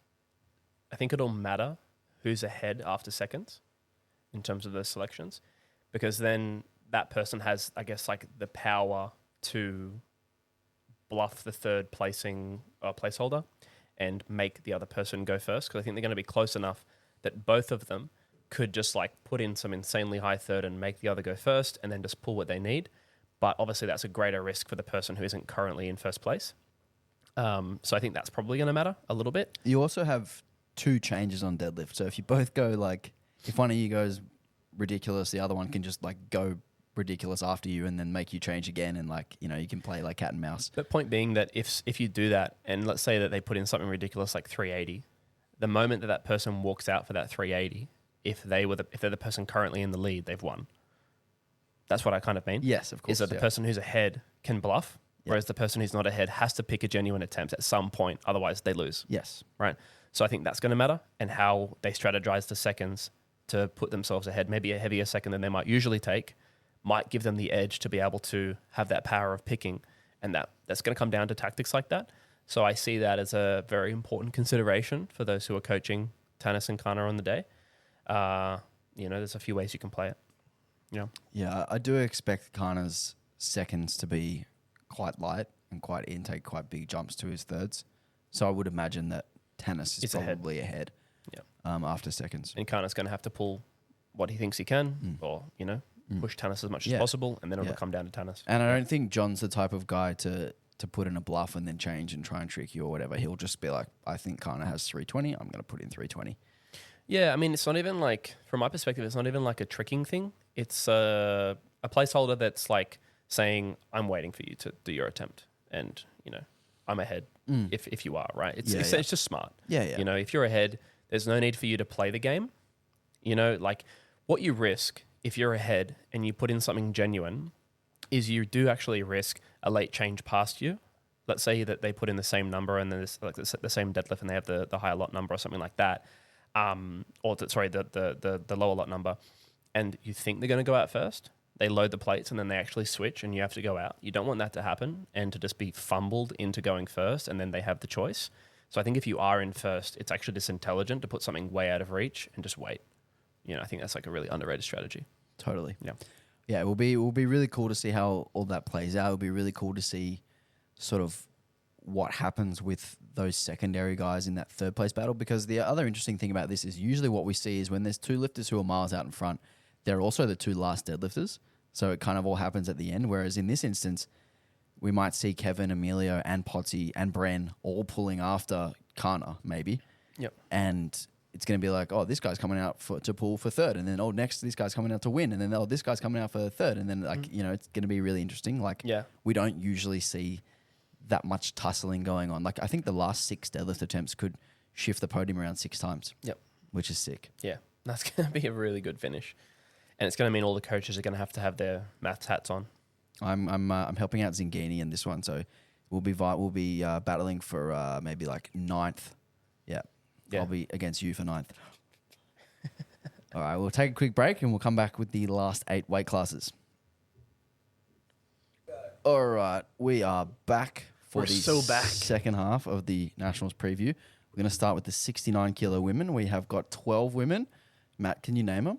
Because I'm just going to move my chair.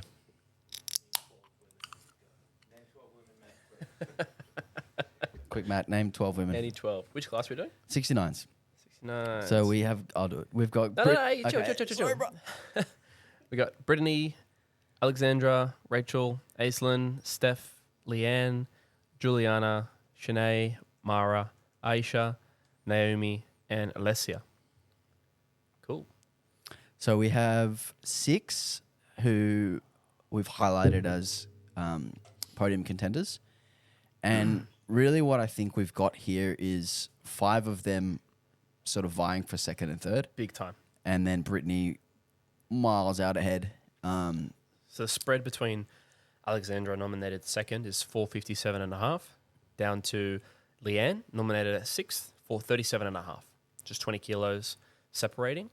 And I think the thing to note there is that Leanne's was on a not the best executed day, a lot of missed attempts with a 4 for 9. So there's a lot of potential there to come up. And even with Steph as well with a 7 for 9, we have definitely those 5th and 6th nominated ladies, a lot of potential to be in the 450s very quickly.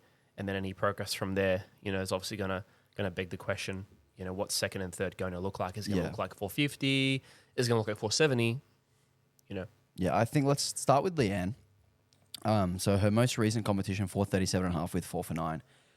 Just actually come up from the 63 class as well. She did 430 and 442.5 in her previous 2 comps at 63. So and progress to total with a 4 for 9. Yeah. So that 442.5 she did 3 comps ago at 63 is her best total. And I think what we see this time is, that competition she deadlifted 200. The next 2 she did 180 and 187, and I'm fairly sure in both instances she only made 1 deadlift.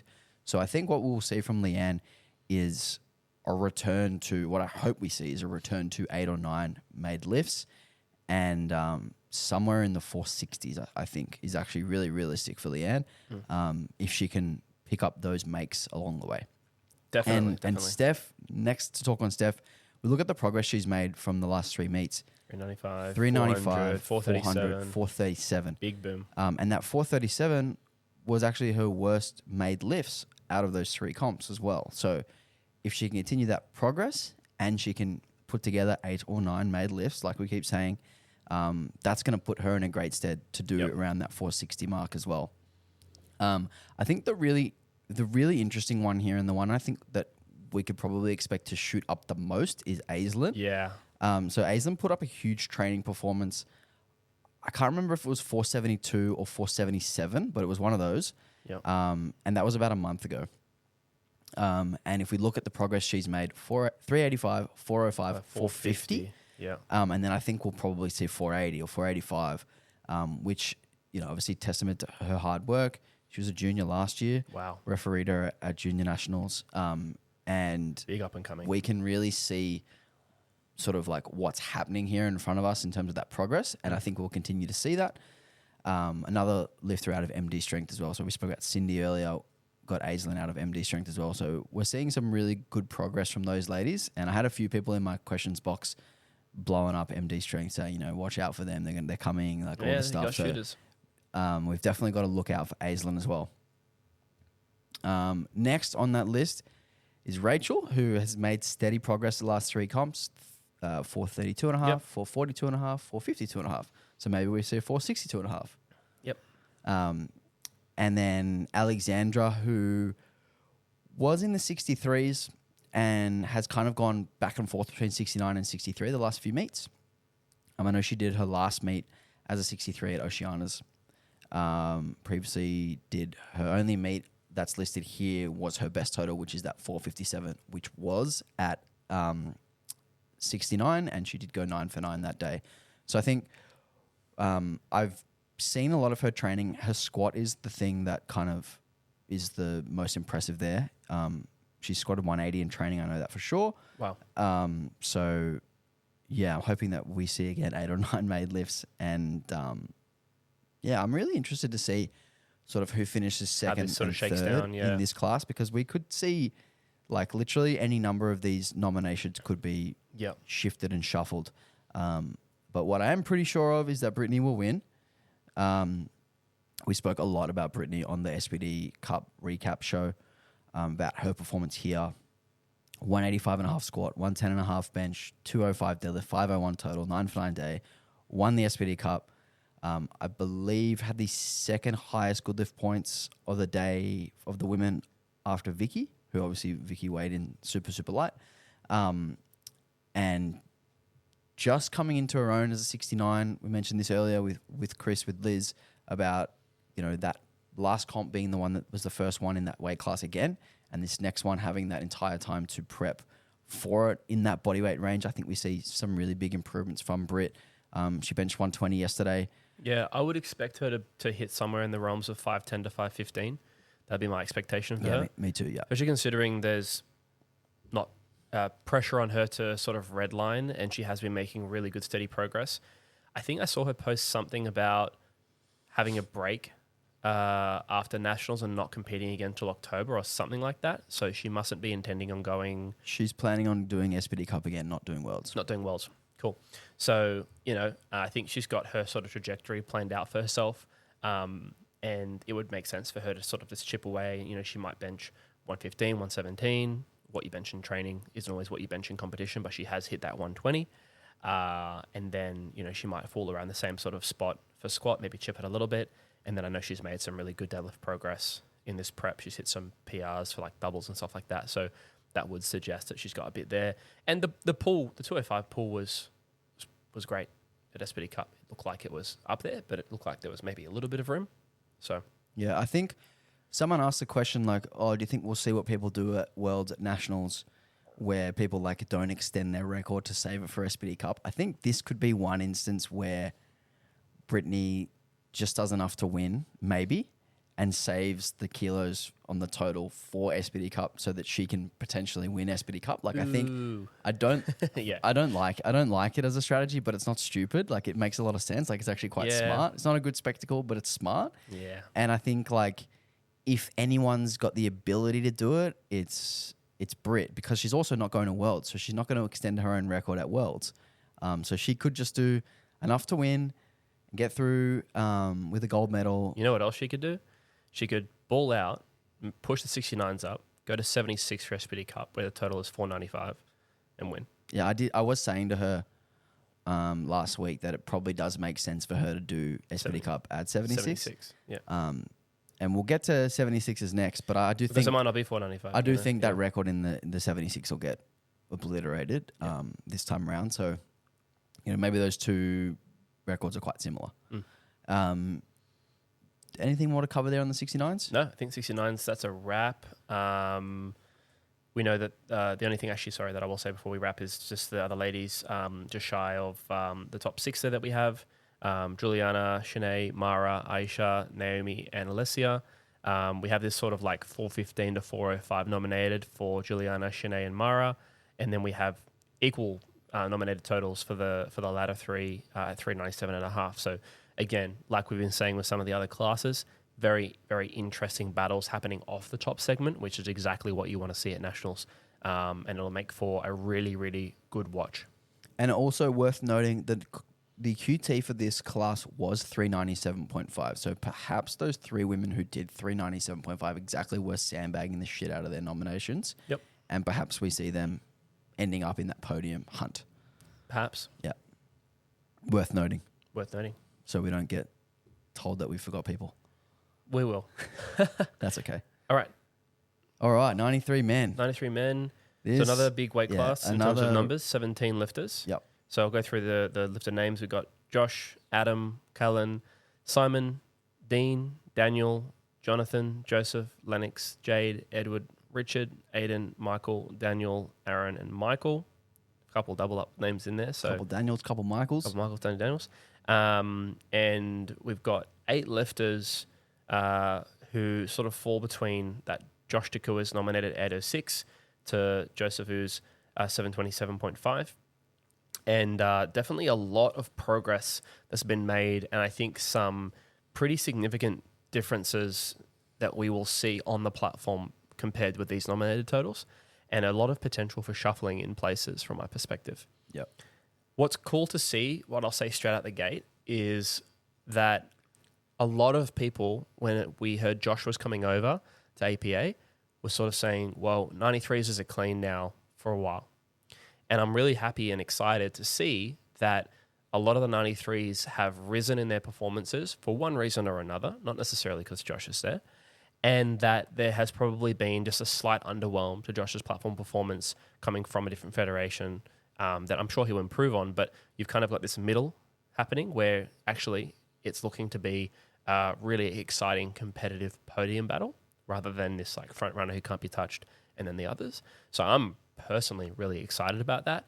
And I think what it does is it makes everyone get better. Like Josh has clearly addressed his standards of training this prep compared to SBD Cup, which is exactly what a really good professional athlete would do. And we've also seen the likes of Adam Jones rise immensely in training. I think it was 8:10 that he hit in training. Do you think it was on the same day? No, it would have been on different days. He said SBD day in the post. Really? Yeah. Woo! Okay, I thought it might have been on different days. So if he had that on the same day, he hit 8:10 with an awful lot of room, and like more room than I've seen from him in training bouts. So that's kind of cool to see him redlining in training less hard and kind of leaving more for the platform. I think that's going to be really exciting. But I think as well, it's probably the highest quality of lifting I've seen from Jonesy in terms of depth. And from Josh. In terms of pauses, in terms of deadlifts, in terms of like holding his deadlifts and having a good lockout. And of course, as well for Josh, I'll kind of slide along to who else I think is probably in that race, which is Simon. He's actually nominated 4th, but I think that he is very fresh to the class. He has had a lot of time to kind of like grow. He's a young lifter. He's a huge deadlifter. And I think that his nominated total is probably just a little bit deceiving. It's a kind of situation where at most competitions I've seen him at, he'll load for the win, whether he gets it or not, or he'll load for an achievement. And that's it comes with, risk, that you're going to kind of fall down a long way, especially if you take big deadlift jumps. And for someone who deadlifts 350 to 360, you're going to be losing 20, 30, even 40 kilos off a total from a single attempt. So I do think he's in the race there. I've seen him hit 290, 180, and like 340 this prep. So he's certainly going to be there over 800 on a good day. I do think that Callan will probably lead the chart. Oh, Callan and Jonathan Caruso. Actually, Jonathan Caruso is one that has made kind of crazy leaps from his nominated total. Like his nominated total is 730.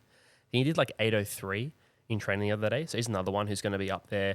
In my book, probably not fighting for the win, but definitely one that the other contenders are going to have to watch out for. And he will, I think, end up on the podium, most likely. He's had some execution issues in the past, but he's under Paddy Morrison now. And they've made some really, really good changes and improvements to his technique. He just looks way more robust now. I think 93s is probably just a class for him.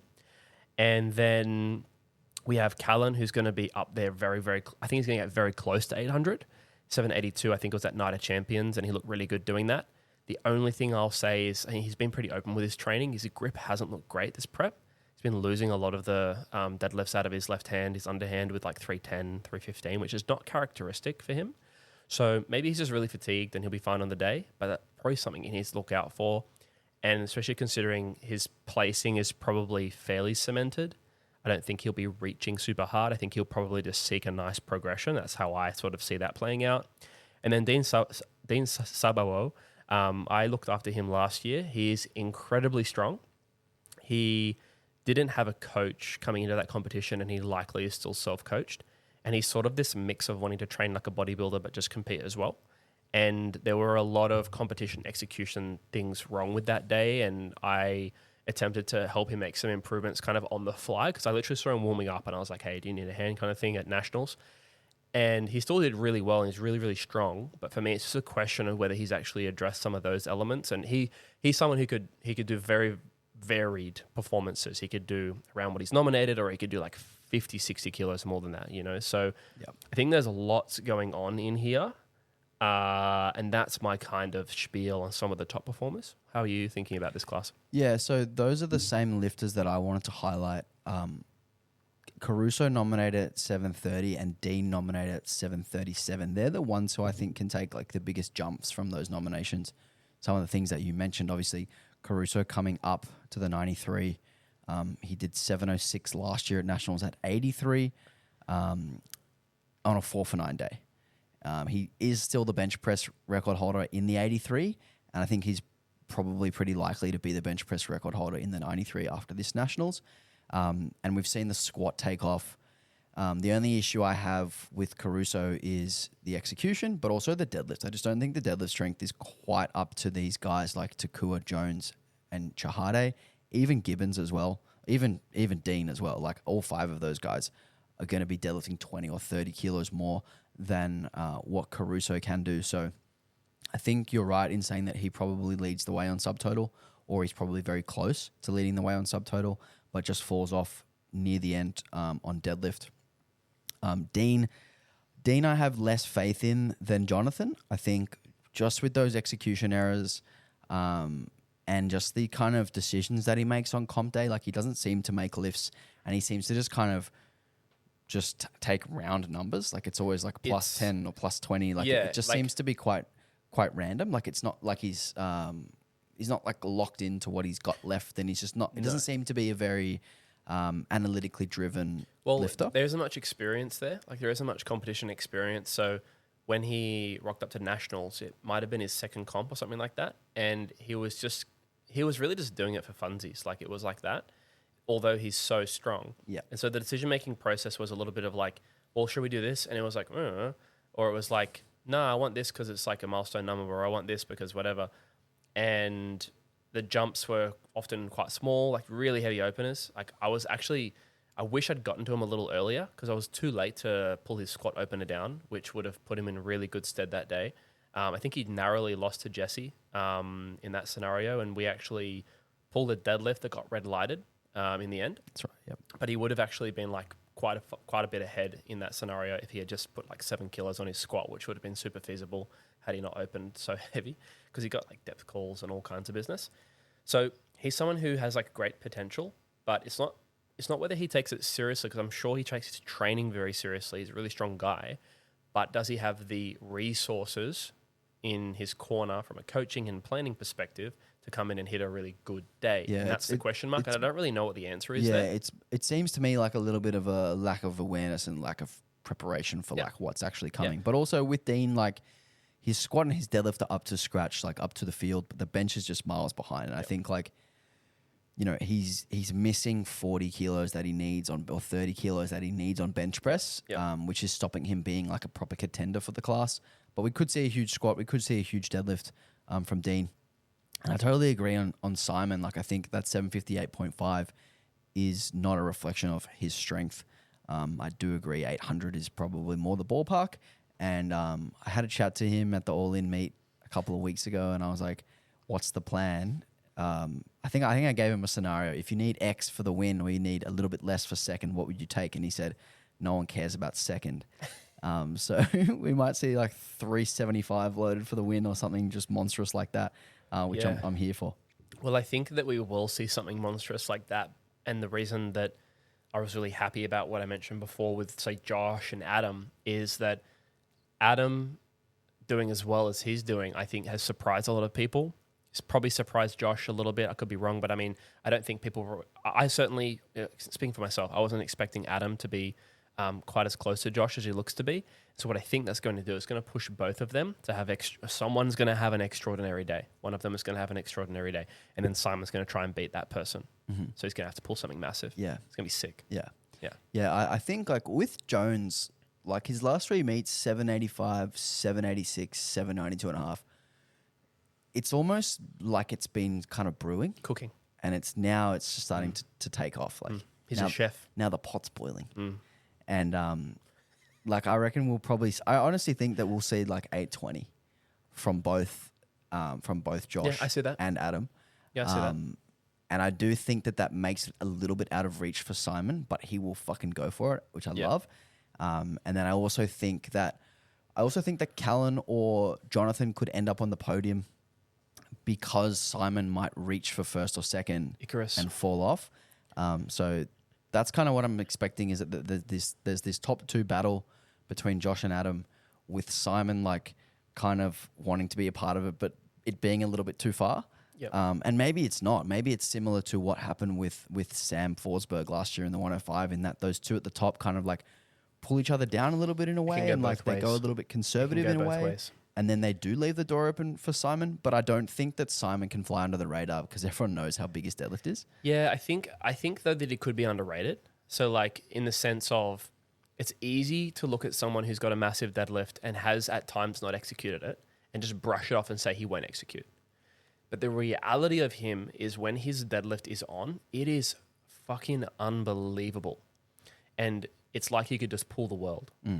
So I think that Josh and Adam would do very well to not pull themselves down and be conservative. That would be the wrong choice in my book. It would be high risk. I agree. But I do agree with you in the sense that I think Simon ends up in first or off the podium, most likely. Yeah. And that's kind of how I feel. So yeah, I think there's sort of like that three guys who could win. Yeah, I think he's totally okay with that. Yeah, I think there's three guys who could win, and then I think there's another two or three who could get on the podium if one of those three guys takes a risk that they can't manage. Yeah. And we've got to make sure that these boys all make weight and that they don't bomb. Yeah, because make weight. Jonesy missed weight last year.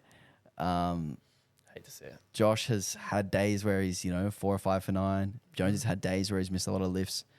Less recently, he's been a lot better executing recently. Yep. Obviously, Simon's had days where he hasn't executed amazingly. I do think that 820 is like probably a pretty accurate ballpark for where I expect things to get. Yeah, that's what I'm expecting. This is one of those classes where I still haven't picked the winner in what I will do in fantasy yet. So still have to decide. I've got like 20 hours left to put my picks in. But whenever it comes to like tussles like that, I usually just pick like the homie. So it's like whoever I chat with more or whatever. I was like, I like this guy. I want to see him win. back the homie. Yeah. Or the homettes. All right. So good luck to all the 93 kilo men. May the best man win. Moving on to the 76 kilo women. We have 8 women. We've got Shania, Jung, Evangeline, Hannah, Kaylin, Trinity, Holly, and Dorota. Maddie, what are we thinking here? Great class.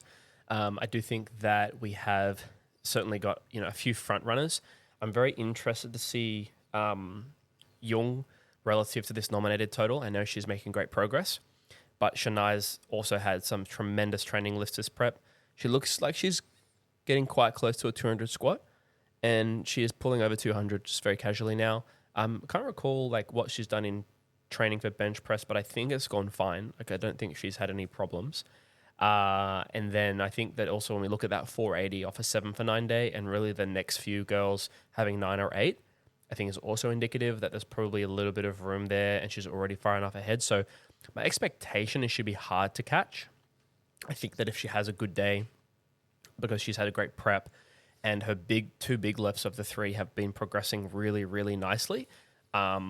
She's also clinical, so when it comes to standards, I rarely see glaring issues in training or in competition.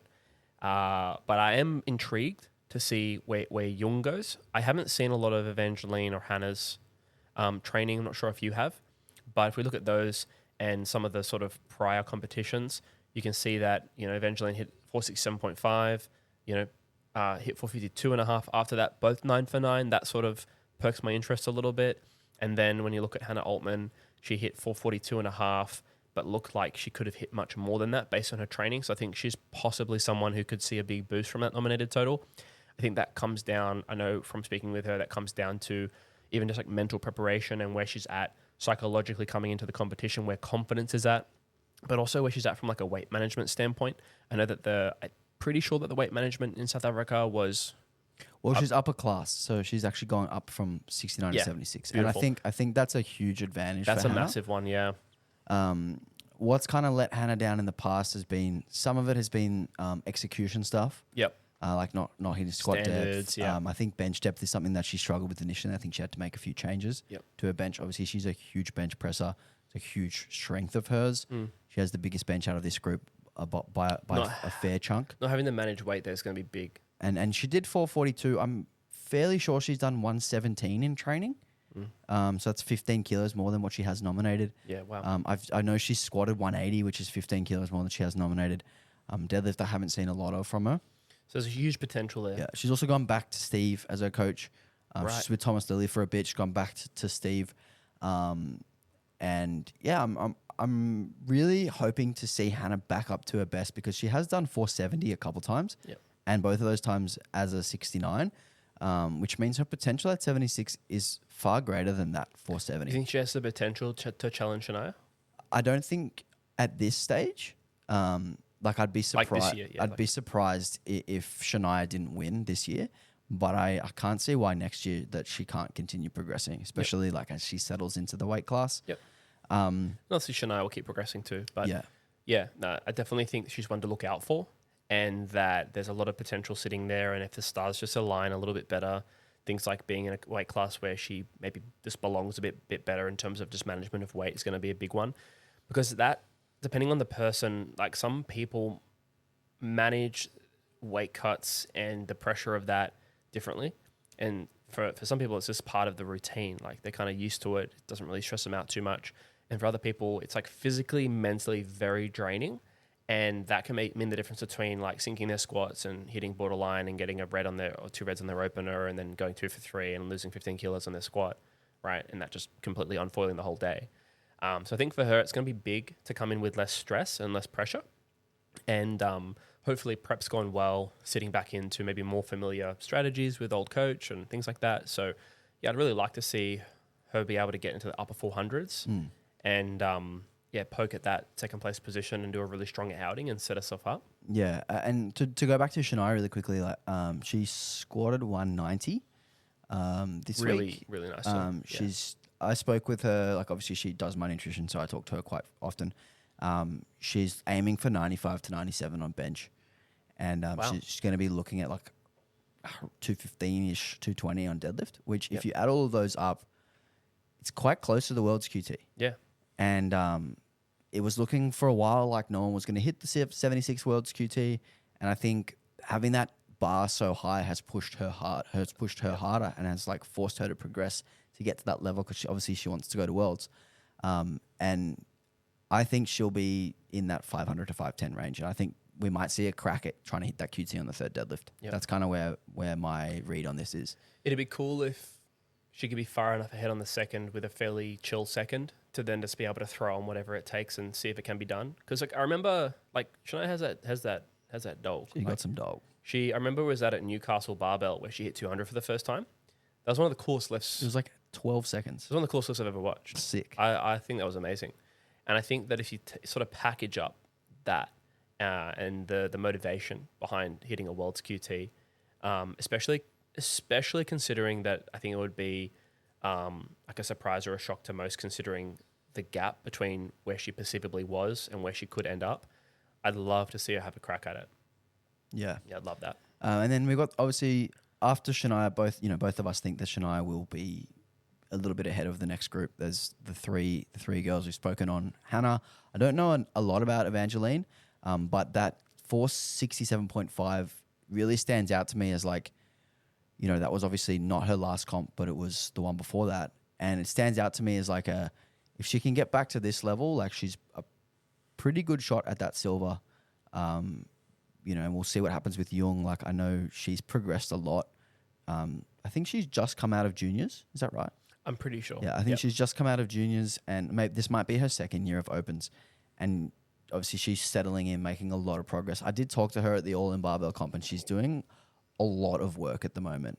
She works quite a stressful, like mentally stressful job, long hours, and then on coaching on top of it. So we'll see if she can continue progressing like with all that workload. It's obviously a lot of stress to do all that stuff and then still try to manage your recovery.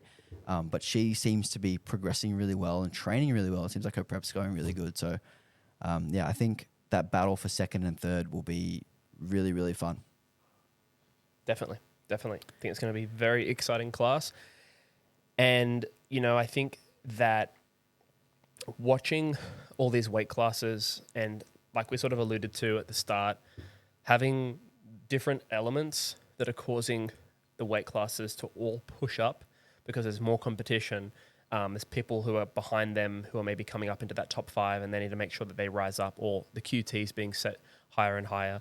I think that all these elements we can see in practice, that it is causing the tide to continue to rise, which is something that I love to see. Like, I think having been around for a little while, and you hear various comments about like Australia relative to the world standard or Australia at worlds and whatnot, I think we definitely have a few guys coming through and doing big things, but I think particularly speaking to the standard of the women and the sort of performers that we're seeing emerge on the women's side, I'm particularly excited about that and what we're going to then see as a knock-on over the next 1, 2, 3 years at the world level.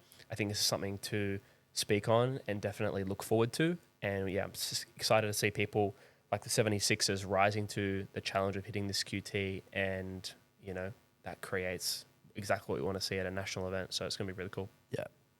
Good luck to all the 76 kilo women. We'll move on. We've got 4 weight classes left. Fuck, this is going to be 3 hours or what? What are we up to, Luke? 220. We've got. All right, 105s. 12 lifters in the 105s. Hung, Michael, Sam, Tom, Thomas, Tony, Brody, Anthony, some guy called Matt, Tulani, Josh, and Stephen. So we've highlighted 5 guys as potential sort of podium getters. So we've got Hung nominated 846. We've got Michael nominated 835.5. Sam and Tom both nominated 822.5.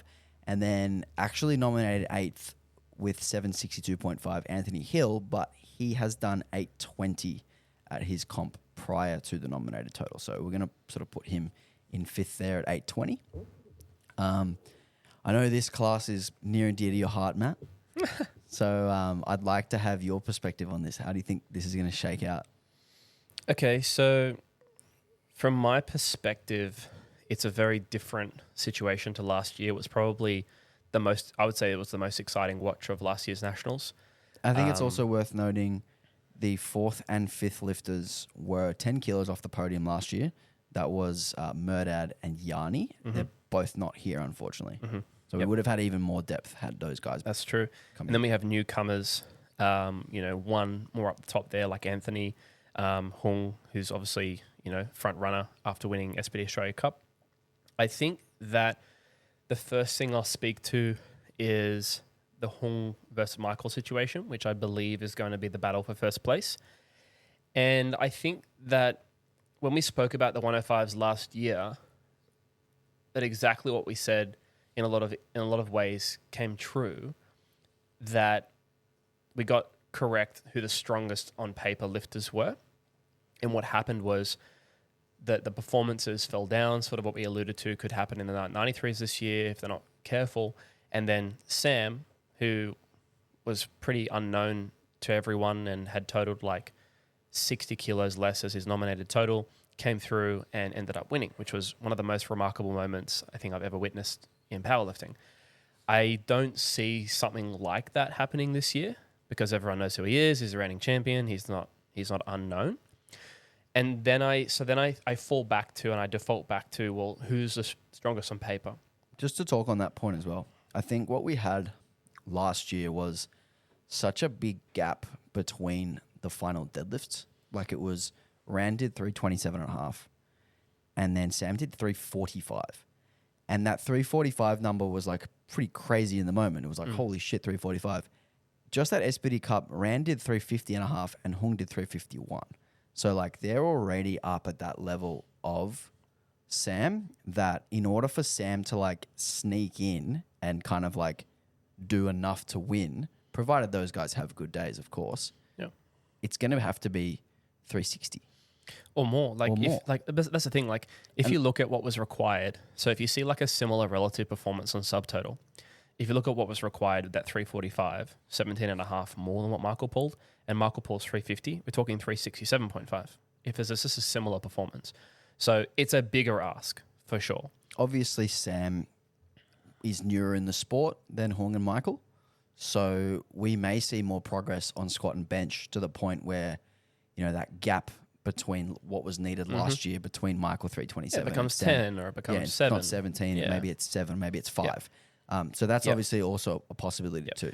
The other thing I think that's important to note is that Michael and Hung are in this situation where they're likely going to push each other to greater heights. I don't think we're going to see that same situation of the lifters substantially falling down at that top end to sort of really open the door for lifters to kind of pull in. And the other thing too is that it's highly likely that, or it's a moderate likelihood that Sam's not going to pull last. You know, so you do have on paper now the 350.5 and the 351 that are the biggest deadlifts in the class at this point. So you would expect those gentlemen to be pulling last unless you have, you know, a bit of a Hail Mary moment, which may well be the case. I think the tactics are going to look really different there. And again, everyone's eyes are going to be open to it. It's going to be a far more normal sort of situation of competitiveness, not so much a, 345 is a bit of a Hail Mary, and it wasn't. It was exactly what he needed, exactly what he had. But I think that's going to be a less likely scenario. But in saying that, I'm not one to count Sam out. I think that, you know, I don't watch a lot of his training. I'm not really up to date on where he's at. He is a bit newer to the sport. I don't give him huge odds of challenging, let's say, the likes of Hung, who's the current front runner and who beat Michael at SPD Cup. But anything can happen at the end of the day. You know, it is nationals. I do think that they're close enough that any number of things could happen to jig things up. Do you know what I mean? Yes. I think if Hung and Michael come out and blast days and have fantastic days, it's them versus each other. I think if that happens, that's it. End of story. I think that if some things happen to shake things up, someone misses on depth, it impacts their squat. Someone misses on grip, it impacts their deadlift or something to that effect. It obviously opens the door. But once again, it's kind of speaking to that idea that I think the door has to be opened for there to be an opportunity. I think it's also worth mentioning Hung's competition here was clinical Pretty chill. and also he had room. Pretty chill. So 846 with a bit of room. Michael 835.5 with a 17.5 kilo jump missed on squat. So and room on the deadlift. Let's just say he takes 12 there. Yeah. Like that's, you know, he's in that high 840s. Yeah. It becomes an Plus we bake in a little bit of improvement. Maybe becomes an we're looking at 850s. 850. Yeah. If those two perform at the level that we think they can, which is roughly that 850, 855, I don't see Sam or Tom getting to that level. Yeah. But if those two slip up, if there's another missed big jump from Rand, if there's a, you know, maybe Hung gets called for some soft knees on his second deadlift, maybe we see things start to look a little different. Yeah. I imagine like Hung's ceiling is probably around that 860 mark. I think he can probably hit a little bit more on his squat and probably up to about 10 more on his deadlift. I think that could happen. Michael, I think, is probably quite similar. I think that he may have the edge if all three show up because let's just, again, give him benefit of a doubt, maybe 305 or 307 when he attempted. I think 310 was his attempt. That's right. His bench was a pretty drastic underperformance relative to his best. Let's say he has an equal best benching day. I think it's about 200 or 202. His best is 200, and he's sort of been in the low 190s the last few comps. So yeah, it'll be interesting to see if he can get back to 200. Yeah, so if you were, let's just say, to give him a 15 kilo subtotal improvement based on making and also based on just having a bit of a better benching prep, all of a sudden, you know, it puts him in a really, really, that puts him, you know, ahead of where Hung was at SPD Cup with the same pull, and he had a bit of room there. So I do think that these two sort of titans, if you will, are going to battle it out, and that if someone, you know, misses a particularly big jump, that could open the window, open the door for that second place. But I think it's unlikely. It's unlikely. I'll say it. It's unlikely that one of these two does not win. It's unlikely, but not impossible. Of course. I think, yeah, and we got to talk on Chapo, of course.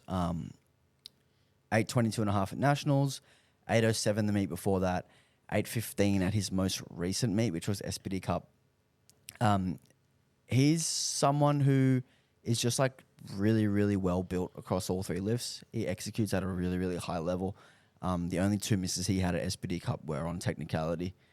I think it was bar dip on the bench press, soft on the deadlift, soft lockout on the deadlift. So, you know, if he cleans those up, we could see 840 from Chapo comfortably. And if those other two have disappointing days, like we could see Chapo win. We could definitely see Sam win. It's going to be a really interesting class. But I do think the one person who's being overlooked the most is Anthony Hill. Obviously, like I mentioned earlier, nominated with 762.5, but he's done 820. He's a junior.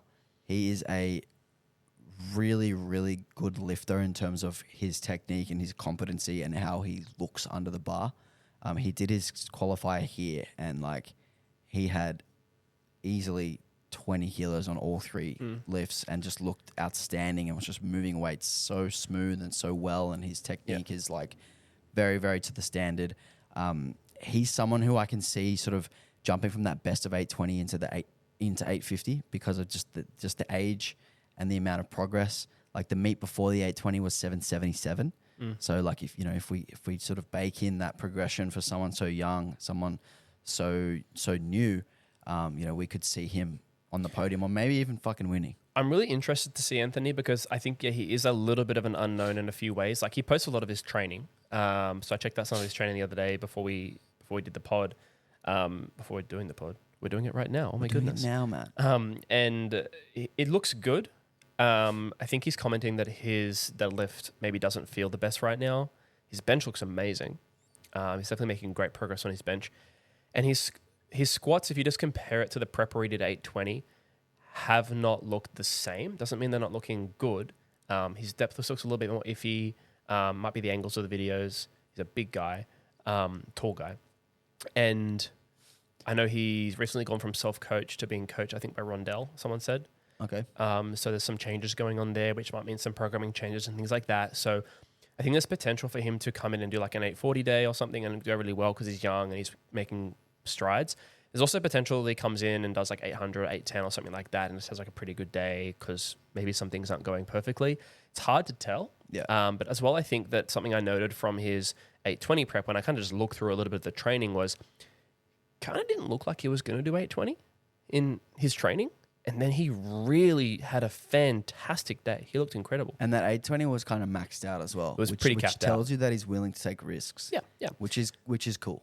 No, it's definitely cool. So I definitely think he's a shooter in there. To speak on Chaplin, I have a lot of love for Tom. Love Chapo. He's great. I think he's like a really hard worker and he's incredibly consistent and he's a fierce competitor. I think that I just would like to see him hit the lifts that he missed at SPD Cup, and I think that's probably where the mindset's going to be. I think that it has seemed to me like the wheels have gotten a little sticky over the last maybe 12 months in terms of like him progressing and moving forward and training kind of like jumping up, which I think is a very natural part of that process. Like he's not been in the 105s that long, like he was in 93, like, a handful of years ago. So I think there's still a lot of progress to be made there and a lot of like movement for him in the class, but you're always going to have those moments where you need to sort of solidify. And I feel like if I see him come in and do, like an equal PR squat, like a 305, hit that 205, I think it was 205 that he missed at SPD Australia Cup. And then it was 327, I think, for the deadlift. That's right. That would be a huge total. And that's where he is. So I just want to see that. And I think that's where I expect his mindset to be. Me too. He's very like, he's got that like good like mental gift, if you will, of like just being able to look ahead and like know that he's on the path. And so I would like to see him just come in and do that. And I think that, like you said, that should be a strong contender with Sam and Anthony.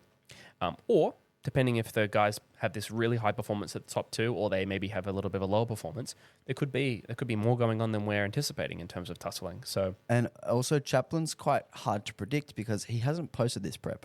And he's been posting every other prep. So it's been kind of like, oh, yeah, okay, I think Chapo can do X, Y, and Z. Yeah, he's posted like a couple 200 benches on stories here and there, but not much else. Yeah, and I love following Chapo's training, so it's been a bit of a shame that he hasn't been posting. And I love watching him train. It makes it hard to predict, but like he could easily come in and do 845. That's the thing. Like that's the thing about him is like because he's like such a robust lifter, he's well built across the lifts, he's very balanced.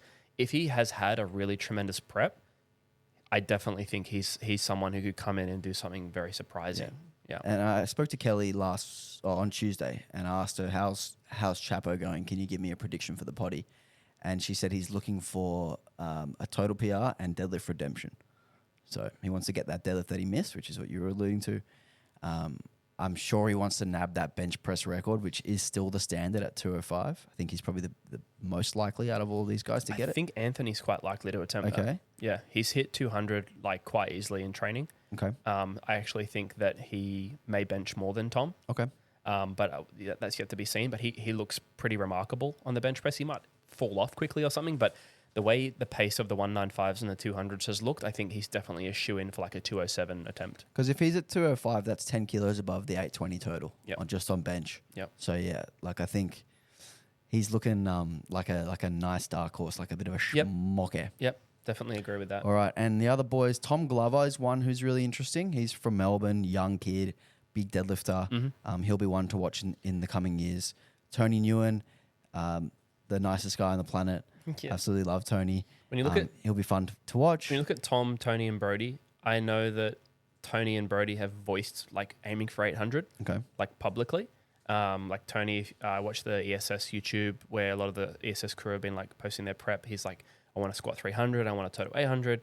And then I saw Brody on one of his Instagram posts a little while ago being like 125 kilos to go, and that made like 800. Yep. So I think there's a lot of people aim for 800. I'd be surprised if Thomas wasn't aiming for 800 as well. I mean, it's like that classic milestone number. And that Matt guy.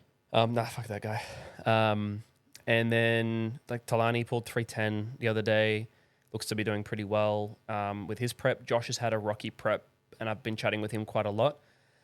He's been quite injured, but he's come back to form really nicely. Yeah, so I'm really excited to see him pull together a strong day relative to like how his prep has been. I think that he's just like super proud that he's going to be there and probably doing around his best. And then Stephen with 730. I'm not sure where he's going to end up, but I'm keen to see what he can do. I think that there'll be a lot of, there'll be that top crew.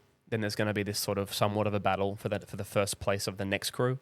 And yeah, we'll see kind of how that shapes up. No idea what Matt's going to hit. So last year we had 5 guys above 800. It was 812, 812 and a half, and then 3 guys who did 822 and a half. Yep. How many do we think go over 800 this year? I think it will be 9. How many? I think 9. 9? Or 7. I'm going to go with 7. No, I don't think so. I think it'll be 5 or 6. Okay. Are you going to be one of those? Yes. Ooh. I think that it's one of those things. I mean, you know what? Actually, I actually don't think I'll be one of those. I think that that's in my cards, but I think that when it comes to competition day, especially like the stakes of this competition, like for me personally, there's not going to be like a lot of motivation to reach hard. I'm going to be trying to make lifts, and that probably means that I get just less than my like top end capability. So I reckon I'll probably end up in like the 790s, most likely. And I think that the other guys who are aiming for 8, I do think that's a big reach. Doesn't mean they can't do it. I just think that a lot of times people aim for milestones a little prematurely. And so I think the likelihood is the guys who are aiming for 8s, not many of them actually get there. Again, happy to be like pleasantly surprised by that because I'd love to see all the guys who have called that 8 hit it. But I think that Brody and Tony are in the 760s ballpark. Yep. So I mean, over 800 would be a freaking huge leap of progress, and like by all means, so like get after it. But the likelihood for me is like, I'd probably see them going more in the 790s. Glover, I know nothing of his training. I know he's a massive deadlifter. I think his 770 at MD Strength was pretty tough. I think I was there for that. So again, I don't expect there to be many more than that top threshold. Maybe one of us in this 750, 760 bracket, maybe getting 8. I'm going to back the boys in. I'm going to say all 4 of you. Cool. You're welcome, fellas. I know you're all listening. All right. Next up. So good luck to all the 105. And that's what I mean. Like that's me saying they're all going to have great days. And I actually hope that if it comes to it and it's like, 800 Hail Mary or 795, I hope that people choose not to attempt the 800 because like that means that all those guys will do like 820 next year. Yes. Rather than like do 770 this time because they tried for 800 and then nothing happens. Yeah, of course. Yep. So good luck to all the 105 boys. Got 4 weight classes left, Matty. We're going to make it. Let's go. All right. The 84 kilo women. Very fun class. We have 6 competitors. We've got Yanni, Bethany, Nicola, Ajwa, Rebecca, and Rhiannon. I'll let you start on this one, Matty. Yeah, okay, so awesome weight class. It's going to be great to see a rebattle. Shame we don't have Isabella in there for the rebattle. But I think we have another contender in Nicola pop up, which is great. I know that from chatting to Isabella, she's more interested in pursuing 76s in the future. Yep. She'd actually inquired with APA whether she could kind of drop down, but we don't allow that in that way. So yeah, she's made a choice, which I think makes sense for her to just she's been in sport for a long time. She's going to come back later and maybe see her in the 76s, which would be very exciting. Yanni has had an amazing prep. She looks very, very strong. And she won that weight class battle with 542.5.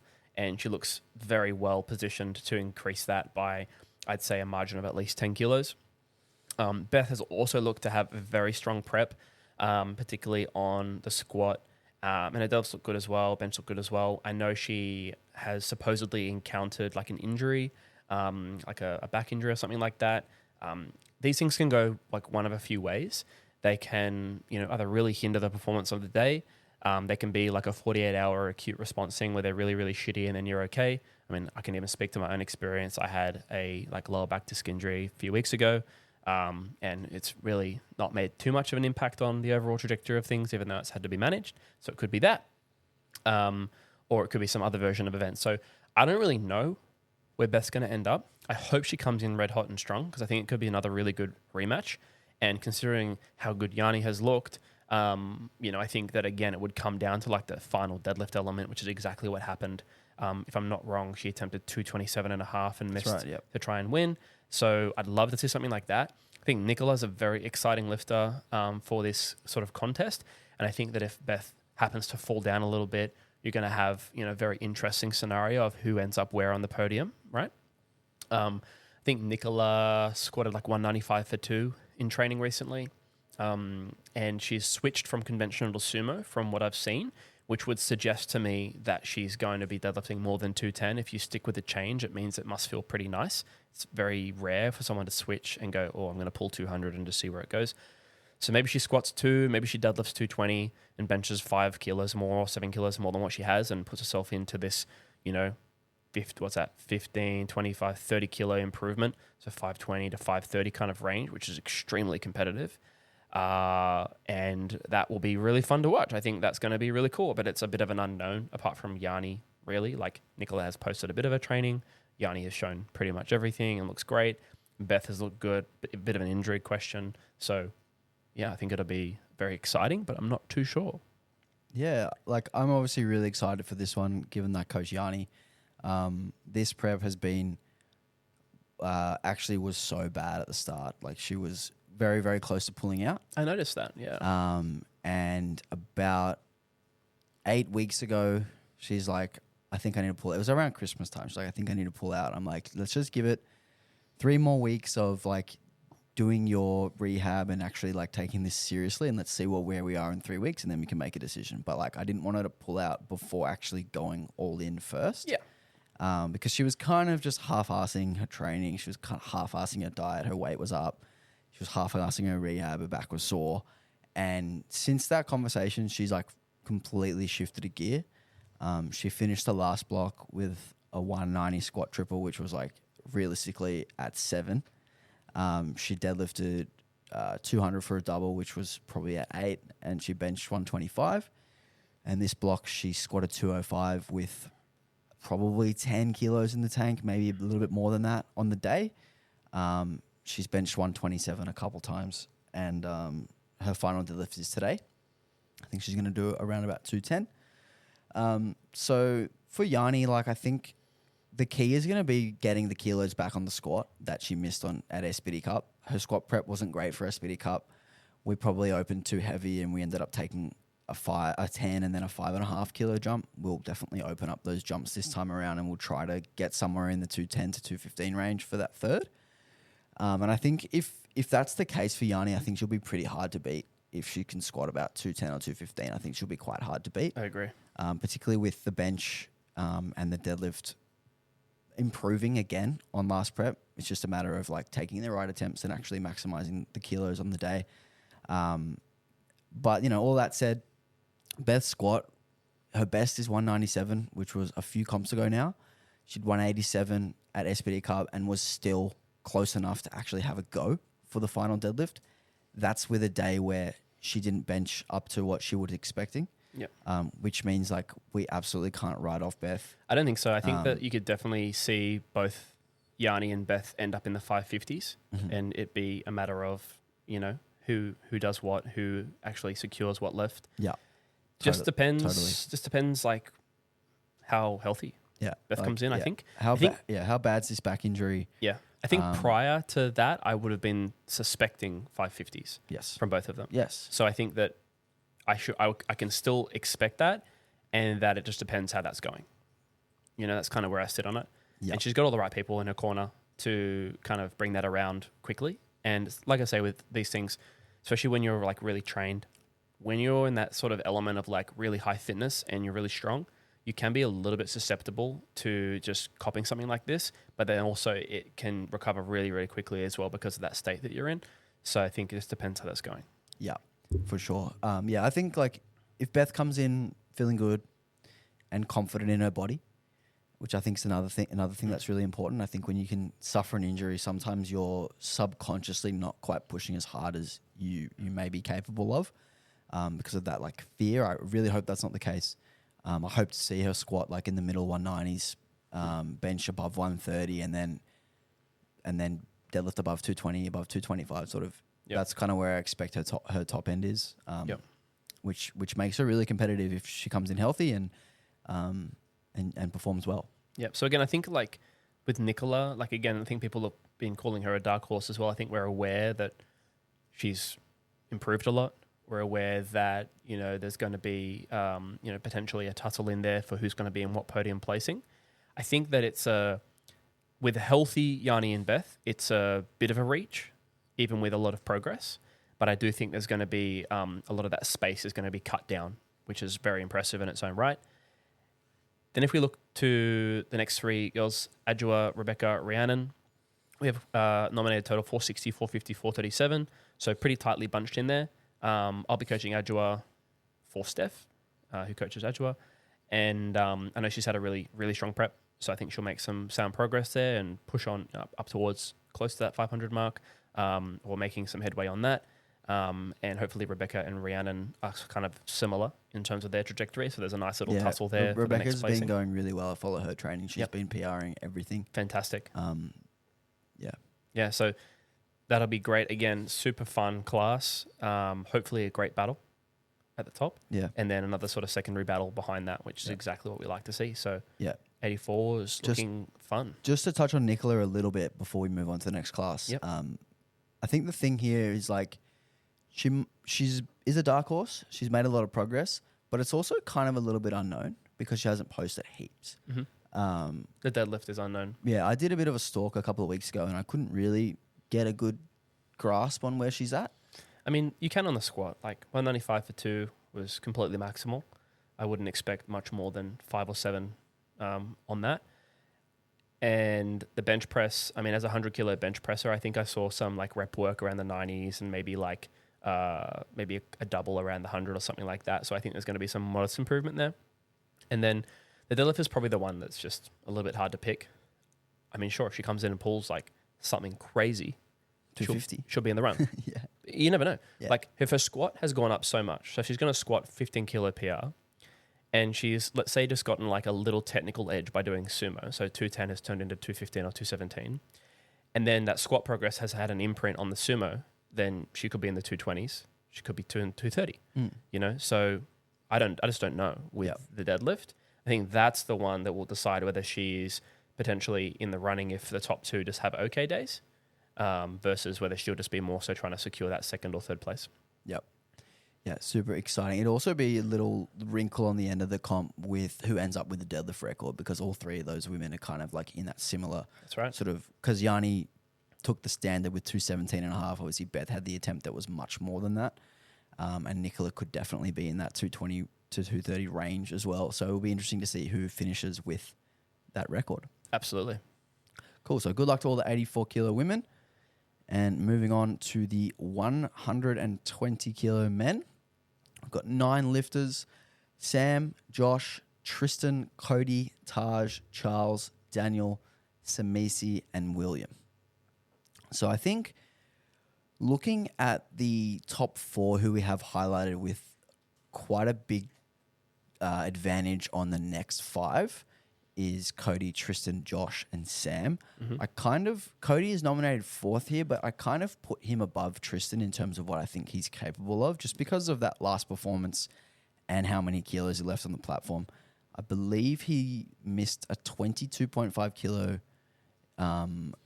deadlift jump and a 20 kilo squat jump. Yeah.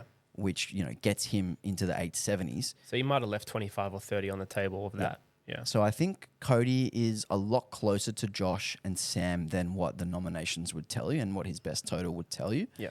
So I kind of look at this as like a top 3 with Tristan like 4th and then that next group after. That's kind of how I'm viewing this one. No, I see it that way as well. And I think there's a high potential for this to be incredibly close three-way battle. Yeah. Incredibly close. Totally. I think that Sam has done a really good job of closing the gap on Josh, who seemingly was like outpacing Sam. But Sam's training has kind of taken this avenue where he started with a new coach. It's sort of like this more slow burn approach, which I really like, which is more sort of targeted towards it's more straight sets progressions, stuff like that, a little less top set focused. And, as you would term, it kind of takes a while to almost like bake in and come out at the top end. But I think we saw that from him with his huge performance at SPD Australia Cup with 863 and 9 for 9. And I think that we can expect him to keep now chugging forward at a nice consistent rate. Josh, obviously super talented and relatively new to the weight class. I know he's had some knee issues this prep that have resolved, but that has impacted the prep. His bench press is phenomenal, and I think he'll progress that. His deadlift is often the question mark in regard to how he executes, how it feels relative to the others, and it's probably the linchpin here for him. I think that I would still consider Josh to be my slight favorite overall, but I do think that he's probably the one that's a little bit at risk with the deadlift, where if it doesn't show up really, really well, obviously you've got Sam with a massive pull, and you've got the potential for Cody to be pulling somewhere between 340 and 355 or something like that, and sort of positioning himself or trying to position himself ahead of Josh before Sam then comes out and decides for everyone what the story's going to be. So, yeah, I mean, I think the question mark here is, what do we think Sam could pull if he had to?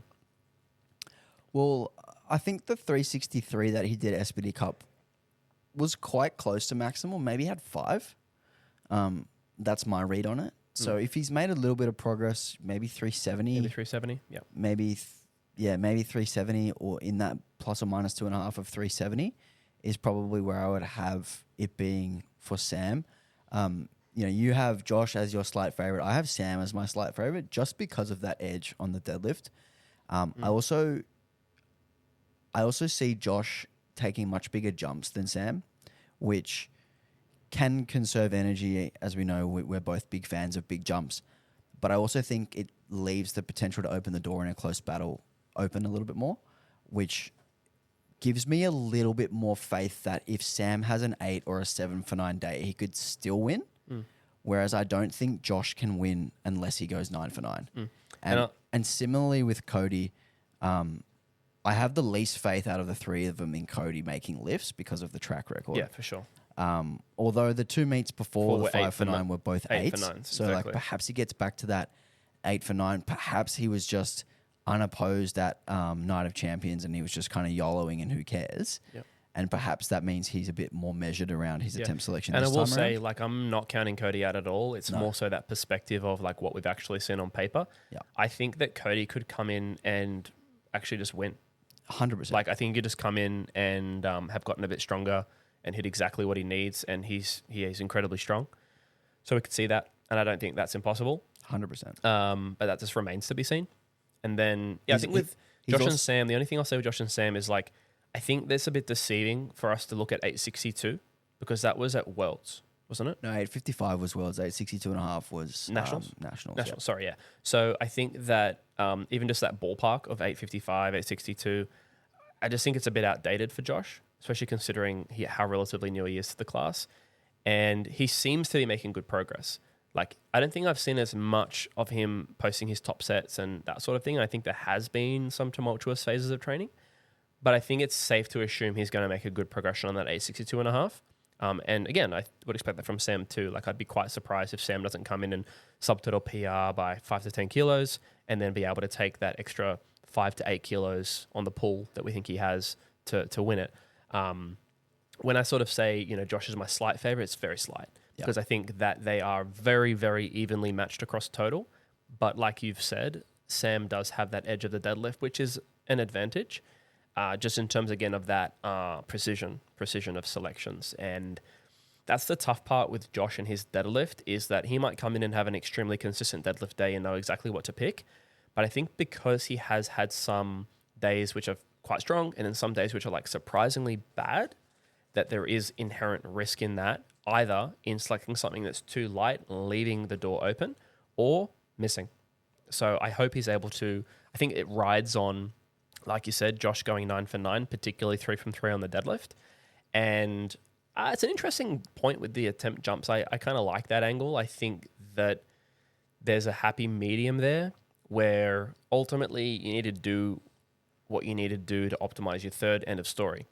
I don't love the narrative of, oh, but if you miss your third, what do you end up with in your second? But I guess it can matter. It can definitely matter. It can matter. Yeah. With the bigger guys like this, with a third player, I don't think so as much. I think if Cody can do something robust, the attempt jumps aren't going to matter as much. You know, I think that just where they end up is going to matter. Yeah.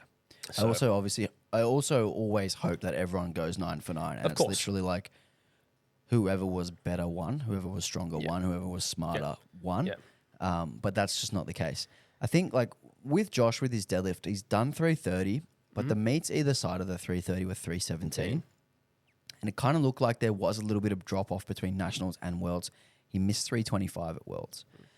So what I'm hoping for Josh and what I think gives him the best chance is if he returns to that 330 and he just makes a little bit more progress on squat and a little bit more progress. I mean, bench has gone really well. Bench has moved a lot. Like, he's done 225, I think. I think he's going to bench a fair bit more than 217. I think he'll be looking at 225. He might get a chip there. Yeah. Squat. I think I think Cody will end up with a squat record.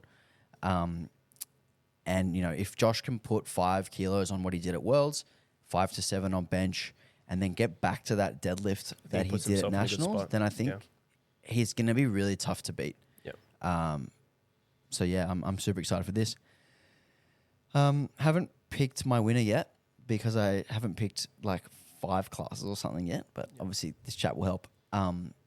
Tristan, nominated in third, 837.5. He did that at Worlds under huge pressure. His final pull was to put him in 5th in the world in the junior 120s, which is fucking awesome. He had a flawless 9 for 9 day, and he actually went 9 for 9 at Nationals, the comp before that. So he's shown his ability to not only execute, but also improve between comps. Like if you look at the lifts he did between the comp before Nationals, and then Worlds. Would he be first year open? He is first year open. Yep. There's improvement on all 3 lifts and total every single competition. So it's hard to really write Tristan off. Yeah, you can't write him off. I think that the situation we have here is there is a sizable gap between him and then Josh and Sam. And then there's a perceived joining to that cohort of Cody if he can execute. So it does sort of position Tristan in this place where he will probably have a really excellent day. He'll probably add kilos to his total. He'll probably go 8 or 9 for 9. He'll probably total 850 plus, but they'll probably just be a little bit under the top 2, maybe even the top 3, depending how Cody goes. And that's like just not a knock at all. It's like really impressive. Yeah, totally. It means like he's an up and coming fresh at a junior into open. He's going to be right on the tail of the best opens in the 120s. And like he's just a future star who's already doing incredibly well. But even if you just rewind like 1 to 2 years, the total he's doing now, right, would have put him in excellent stead for the win. So, you know, it's a pretty remarkable thing that he's doing, and I would expect him to have a really great day, but just to be a little bit shy of those top 2, maybe even the top 3, depending how things shake out. Yeah, that's how I see it as well. Like Sam and Josh are kind of like the most likely to be first. Cody is definitely a chance, but I think given the track record and given sort of the more recent improvement, he's probably a little less likely, but like I said, definitely a chance with the huge squat and the huge deadlift. And then Tristan's a little bit below that. And then we've got the 5th place battle is actually going to be awesome between Taj, Charles, Daniel, Samisi, and Will. or within 30 kilos of nominated. Taj has made great progress since going up from 105 to 120. The 878 he did at Night of Champions was with, I believe, a 20 kilo jump. 787. Yep.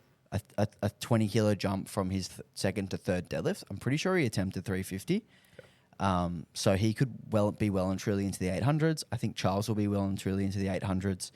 The 785 he did was a missed 15 kilo jump on his final deadlift, which literally just slipped out of his hands at the top. He's made big progress on squat and deadlift and a little bit on bench. So, I would expect 820 from Charles. Daniel, I haven't seen a lot of his training, but he is very strong, big deadlifter. Sabisi, I know, was not happy with his performance at Night of Champions, but has been working really hard to improve. That 775 would have been at 105 for Daniel. Okay, so that gives him even more sort of momentum and more force behind him being sort of in that 800 range as well. And I think Samisi as well, I think he squatted 290 at Night of Champions, and he's done a 300 double in training. He's making great progress, switching from conventional to sumo too. So we'll see how that goes. There's going to be a bunch of these lads, potentially sailing past 800. Yeah, and then Will McCallanan from Canberra, he, I think he sandbagged a little bit to just hit the QT because that's exactly what the QT was. Big squatter, he's done 300. So it'll be interesting to see what improvements he can make and whether he can sort of get himself to the high 700s, maybe even that 800. Beautiful. Cool. So we've got 2 classes to go. We've got the 84 plus women. Now, I think this is like a big 2 and then everyone else. We've got Natalie, Lucy, Rebecca. Do you know how to pronounce that name? I'll just say Adele. Adelgisa? Adele.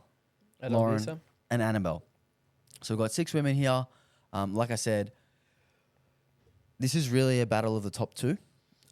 And similar to Kana and Tanis, it's like 2 of the best lifters pretty much in the country in the same weight class, which makes for great battles, which I'm really, really excited about. This is another class that I just haven't decided my winner yet. What's your read on Nat versus Lucy? I think they're both amazing. I think that Nat has really impressed me this prep because it's obvious that Lucy's made a lot of strides, and I think that she got a lot closer to Nat at Worlds than maybe a lot of people suspected. But I think the response there in Nat's training has been really impressive. I think she squatted 260. I know she pulled 285, and that looked pretty comfortable. And then she benched maybe 135 or something like that. So she's done really, really well in training. I think the only question mark will be, does she translate that to the platform? I would expect yes. She generally does show up nicely on the day.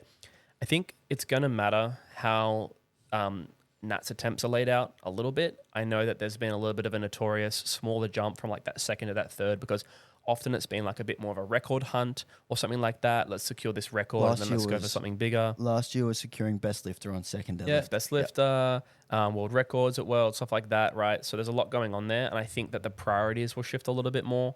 So I would expect to see some different sort of attempt strategies there. And then you got Lucy, who has also seemingly had a really good prep. I was talking with Shania, and I know that all 3 lifts have gone really, really well. They're using a strategy that seems actually a bit similar to Sam's sort of programming strategy, where they've been doing a lot more of that robust middle work that has been PRing very consistently. By all reports, she's been managing her hectic schedule very, very well, with a sort of like night shifts and stuff like that. She's a correctional officer, isn't she? Yeah, I believe so. Far out.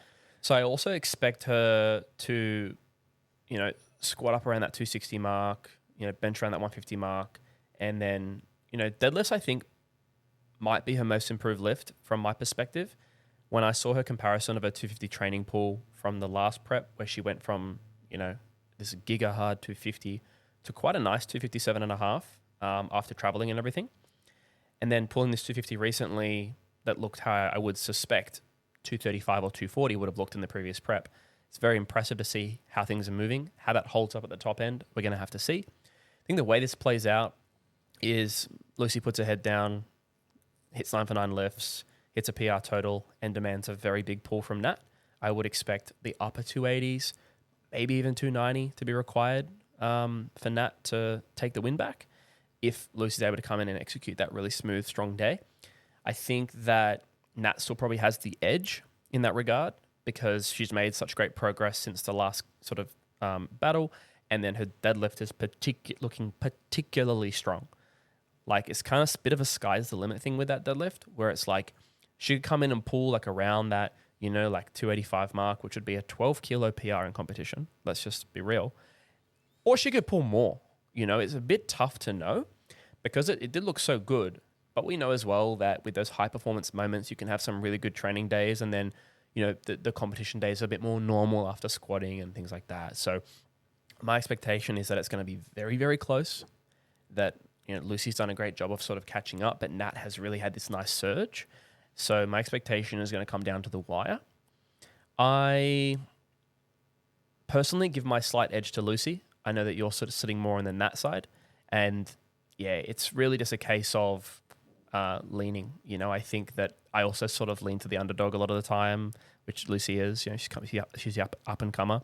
And I think that she's shown that she's very consistent on the platform. Not that Nat hasn't, but you're looking at 9 for 9, 8 for 9, 9 for 9. Nat's got 7 for 9, 8 for 9, 8 for 9. I think that matters. But it will come down to the last deadlift, and Nat's going to have that power to make that choice. I also think there's going to be choices to be made, potentially, depending how all the other classes have gone, as to securing the prime or the first place person to be considered in secondary selection for Worlds. Because at the end of the day, it'd be great to see both these women on the world stage. They do extremely well at the world level. But if it's a big enough jump, depending how things are paced, reaching for first and missing could mean losing out on that position, potentially. I think that's a consideration that has to be made. So I think there's going to be some choices. Yeah. I think to talk on that point, I think Jacob does take quite small jumps compared to what you or I would select. Yeah. So I don't see a way where even if Nat doesn't win, that she doesn't end up with one of those secondary spots. I think especially because some of the women who we think will win have said they don't want to go to Worlds. Liz, Britt, Shay. Mm-hmm. There's 3. So there's a few spots. So even if they're not second, they may be you're right. third or fourth on that. So I think it's very, very unlikely that they both don't end up at Worlds. Like I think it's extremely likely. I think you're right. There. Like if those women you just listed were going, that point would probably hold up better. But I think you're right. They're gonna actually just gonna be able to pull for the win and not worry about it. And also Teresa not in the mix. Like we might not have a 57 who hits that. Yep. Whereas both of these women will hit the QT by a lot, and have that advantage over the secondaries. Yep. I think if we look at Nat's most recent comp, squatted 255, actually missed it on depth on her second attempt and retook. It was quite comfy. She's done 262.5 in training. So I would expect that she's in the 260 to 265 range on the platform. So let's give her 7.5 to 10 kilos there. Bench, I would expect 135, so she's got another 5 there. And deadlift, eventually 12. Yeah. And deadlift, who knows? It could be 15, plus. Could be 20. Yep. So I think that Nat actually has a chance to go about 690 on her best possible day. You said I was leaning towards Nat. I think, generally speaking, I lean towards bigger deadlifter because I think, it's just such a big advantage to be able to pick the exact number. It's like this number or, it might be 5 kilos below what you were going to do anyway. I think that's such a huge advantage. And I also think that Nat has just progressed, as you mentioned. Like she's just progressed more than probably what we would have expected. Totally. I agree. In that short time period as someone who's so experienced and already so elite, because I think part of it is Lucy's on her tail. Yeah, well, and we see that rising tide floats all boats, whatever the saying is. Yeah. 2 birds in the hand. Please. Not again. We see that sort of fire gets put under someone's ass and it forces you to be better. Like, I'll be honest, my expectation after watching those two go at it at Worlds was, I was like, oh, look how close Lucy is. I imagine that she's going to keep progressing at this rate, and she looks like she's, going to go past Nat. That was my 100%. That was my impression for sure. Which again, that's never to knock the other person. Like, Nat's an amazing athlete. Credit to her that she has done exactly what you just said and responded beautifully to the place where you should absolutely be considering her to be putting up a formidable total and to pull for the win as a likely scenario. Again, I lean to Lucy in this scenario because, like I said, I like to see the underdog get into it. I think that I relate to her in some ways with regard to like the outlay. Like she's not that deadlift specialist. Cool. So it's almost that. And like I'll say that like I'm relatively objective, but there's a subjectivity to it as well. It's like, oh cool, go Lucy, like, but as well, and that's just like a G. Like her pulling 285 in training, looking like she could have pulled 290, 295, maybe even like, will she just run away with it? And I think that I'd like to see either of those things happen. I think it'd be cool to see Lucy come in and hit a PR total and Nat to just clean up because she's just gassed it. That is exactly what I expect. Like I expect that Lucy's sort of like high 670s to 680, and then I expect that Nat's just good enough to beat her. Like that's really what I expect here. Like I could see that. I think that the only question mark again is just around like the strategy of how that comp plan is laid out, and the thing that always goes through my mind, which is like the lifters hitting what they hit in training. Okay, well they did the thing. Trust that that's going to be there, perhaps even more. But then that question mark in my head of like, will we see that or will we see something less? Like there's always that question mark in my mind, but then you have to swing the other way too, which is like, will we see more? Like 273 to 285, that's a massive thing. But will we see even more than that? And if we do, of course, as a scrub, at that point, really is.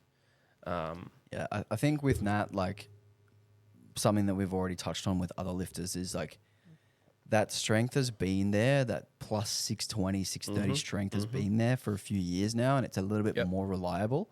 I also think, to talk on the similar point with Josh versus Sam, Nat does take smaller jumps, so she probably can afford a miss and still be within range of a pull for the win. Where I know Lucy takes huge jumps. She jumped from 230 to 250 last year on her third squat. If you miss that, you're probably done. It swings both ways, doesn't it? I think like it's a hard one to say like, oh, small jumps better than big jumps. Well, what it is this in my mind is like there is a situation where Lucy taking the bigger jumps is the reason that she wins because she's able to optimize the top end because she hasn't tired herself out throughout the day. And there's a situation where Lucy hits a decent day and Nat taking smaller jumps and misses a lift but still wins. And the reason that was the case is because the jumps are smaller. Yeah. So those circumstances can all kind of arise. On average, like I just lean towards like the first situation where you just focus on your day and optimize it as best you can and take the jumps that just make for that best top end. Yes. But as well, the more you get used to those smaller jumps, does it nerf the top end as much as some might think? Probably not. So yeah, I think like 6 to 1, half a dozen the other almost. That's where I lean with Nat in a positive. It's a positive for her to take small jumps because she's done it so many times and come back. Like she did 2.6, 8.5 for the record and for best lifter last year in the second attempt, and then jumped to 275. Like it's a very small jump. And she locked it out, got 2 reds for like soft lockout. But it wasn't a strength issue. It wasn't a fatigue issue. Wasn't it though? Oh, I don't think it was. You can't say that. Yeah. Though. Okay. So at the end of the day, if she'd done 262.5, she might have locked out the 275. And if it comes down to something like that, the small jump cooked her. I mean, you have to say that. Maybe, yes. But also like it's circumstantial. She did it again at Worlds. Like she took a very small jump the previous year at Worlds and that year at Worlds. Like she's got a track record for being able to back up a big attempt. Yes, I agree. So a lot of lifters will come out and hit like a hard second and maybe they can't even hit that same lift again. So she does have that ability to like come out and do it again. But the thing I would just say is that it's always circumstantial. So in the situation where she's that far ahead, it never matters. But in the situation where 2.5 is the difference, the heavy second makes a difference in almost every circumstance. So if it's going to be that close, I do think it will matter. But the question mark is she pulling 280, 282 where it's going to matter? Or is she pulling 290, 292 where it doesn't even matter? And that's where I think like anyone should like, not even in this circumstance, but like a comp plan works in a circumstance where you got like no one around you that's really that close you have to worry about. It's not that valid to me, because you have like all these choices and like the stakes just really aren't there. I think that when you have those circumstances where you have to find out like what these little decisions, what ripples they cause to the top end, and those little tiny changes actually make a difference to eking out those final kilos. I think that's something that really is worth thinking about, because when you get to that world level, you know, that's something that really becomes apparent. So I hope actually that whoever wins those decisions actually decide that. I'd love to see that. Sure. Because I think that's what I enjoy about national level events and this sport is when it comes down to the wire, not just of athlete ability, but actually of the back end stuff, coach's plan, tactics, all these little things that produce that potential outcome. It's like, okay, this happened, the ricochet over to this caused a loss, and then this person comes through and wins. Like, I kind of like seeing that in a sense, just one way or the other, you know? So I would like to see the game plan almost be like what causes the outcome. But I think it'll either be that or it'll be in that runaway. Yeah. I think to talk on, to give my argument a bit of strength, at Worlds, I mentioned earlier, missed 255 on depth, retook it, got it. Second attempt deadlift 268.5, got it. Third attempt deadlift 273, got it. So she's got that ability to have two heavy squats and two heavy deadlifts in the same day. 100% agree. Which I think in a battle like this is a strength. It means she can probably risk a heavier second to secure kilos, take a little bit of a risk on the third by taking a bigger jump, just to have that like insurance policy on the second, which I'm not big on. No. Like I just think in this particular scenario, like this is one of those unique cases where we kind of go against what we would normally say. Yeah, because like usually this kind of case, front runner who's progressed and who on like a 95 to 98% day can win. And usually this kind of thing would be kind of preserved for lifters like Vicky, who would take a small jump anyway because she's such a lightweight female, not a super heavyweight female. It's a unique capacity of a super heavyweight female. Yeah. You would more often expect someone lifting those kinds of weights to have like one shot in the day at a high exertion, but she goes against the grain in that sense. So I agree with you.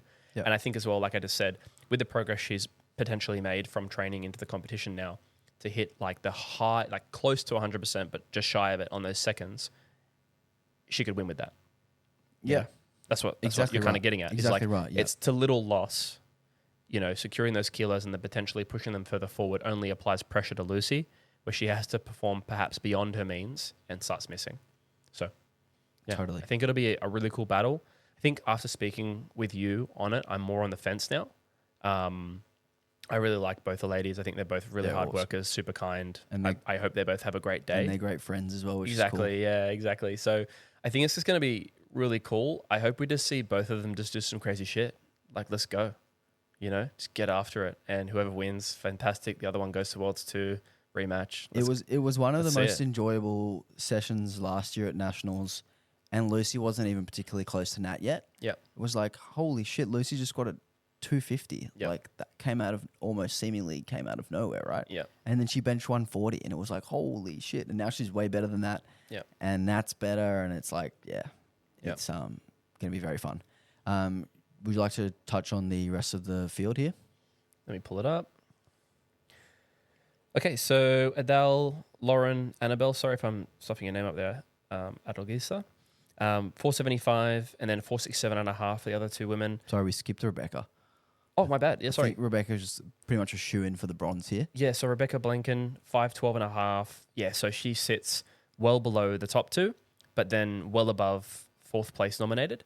But again, hard to know sometimes, again, with the nominated totals. So there's a potential that there's some hidden progress or different sort of nominated totals with the fourth, fifth, sixth here. And we have some kind of battle for third, which could be cool. Keeping in mind that Rebecca hit 7 for 9 at her last comp and made a tidy 7.5 kilo progression on the previous comp, although hitting less lifts. So I would expect some good progress there, and probably sits tidily in that third place, all things created equal. And then the other three ladies as well, quite closely bunched in for the next best. So yeah, I think it's going to be great. Obviously 2 front runners, and then the rest of the ladies having a crack at their respective places as well. Yep. So good luck to all the 84 plus women. And the final class, lifting on his own, 120 plus, Mr. Jackson Stubberfield, nominated 885. Last three totals, 880, 885, and 900. What are we thinking about Mr. Stubbs here? I haven't seen a ton of Jackson's training. I saw a couple deadlift PBs, rep work PBs. I saw, I think, a 220 bench. 225. 225, yep.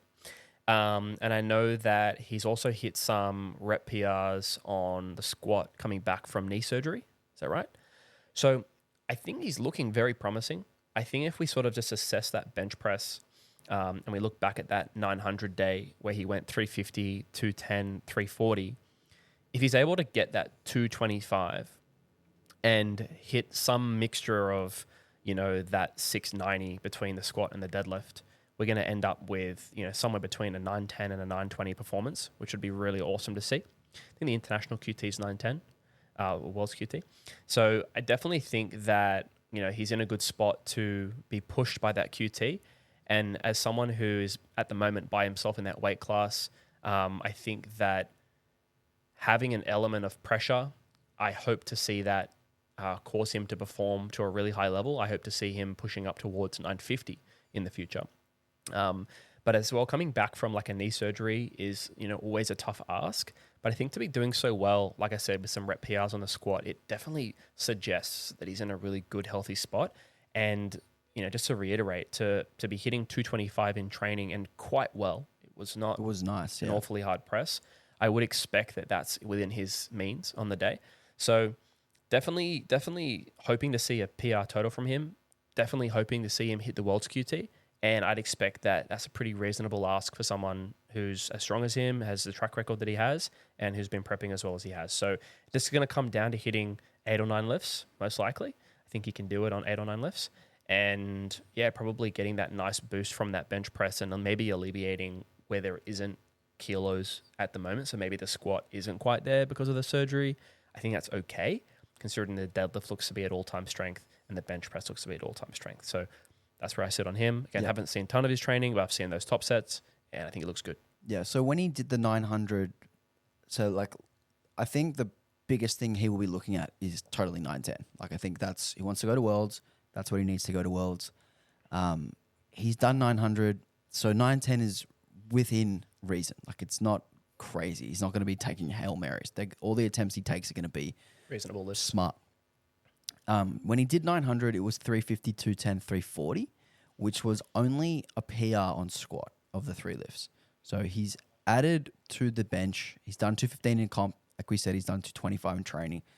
He's got some kilos there on the bench. He's deadlifted 342.5, which was at last year's nationals to hit the world's QT last year. So he's been in this situation before where he needed 885 last time.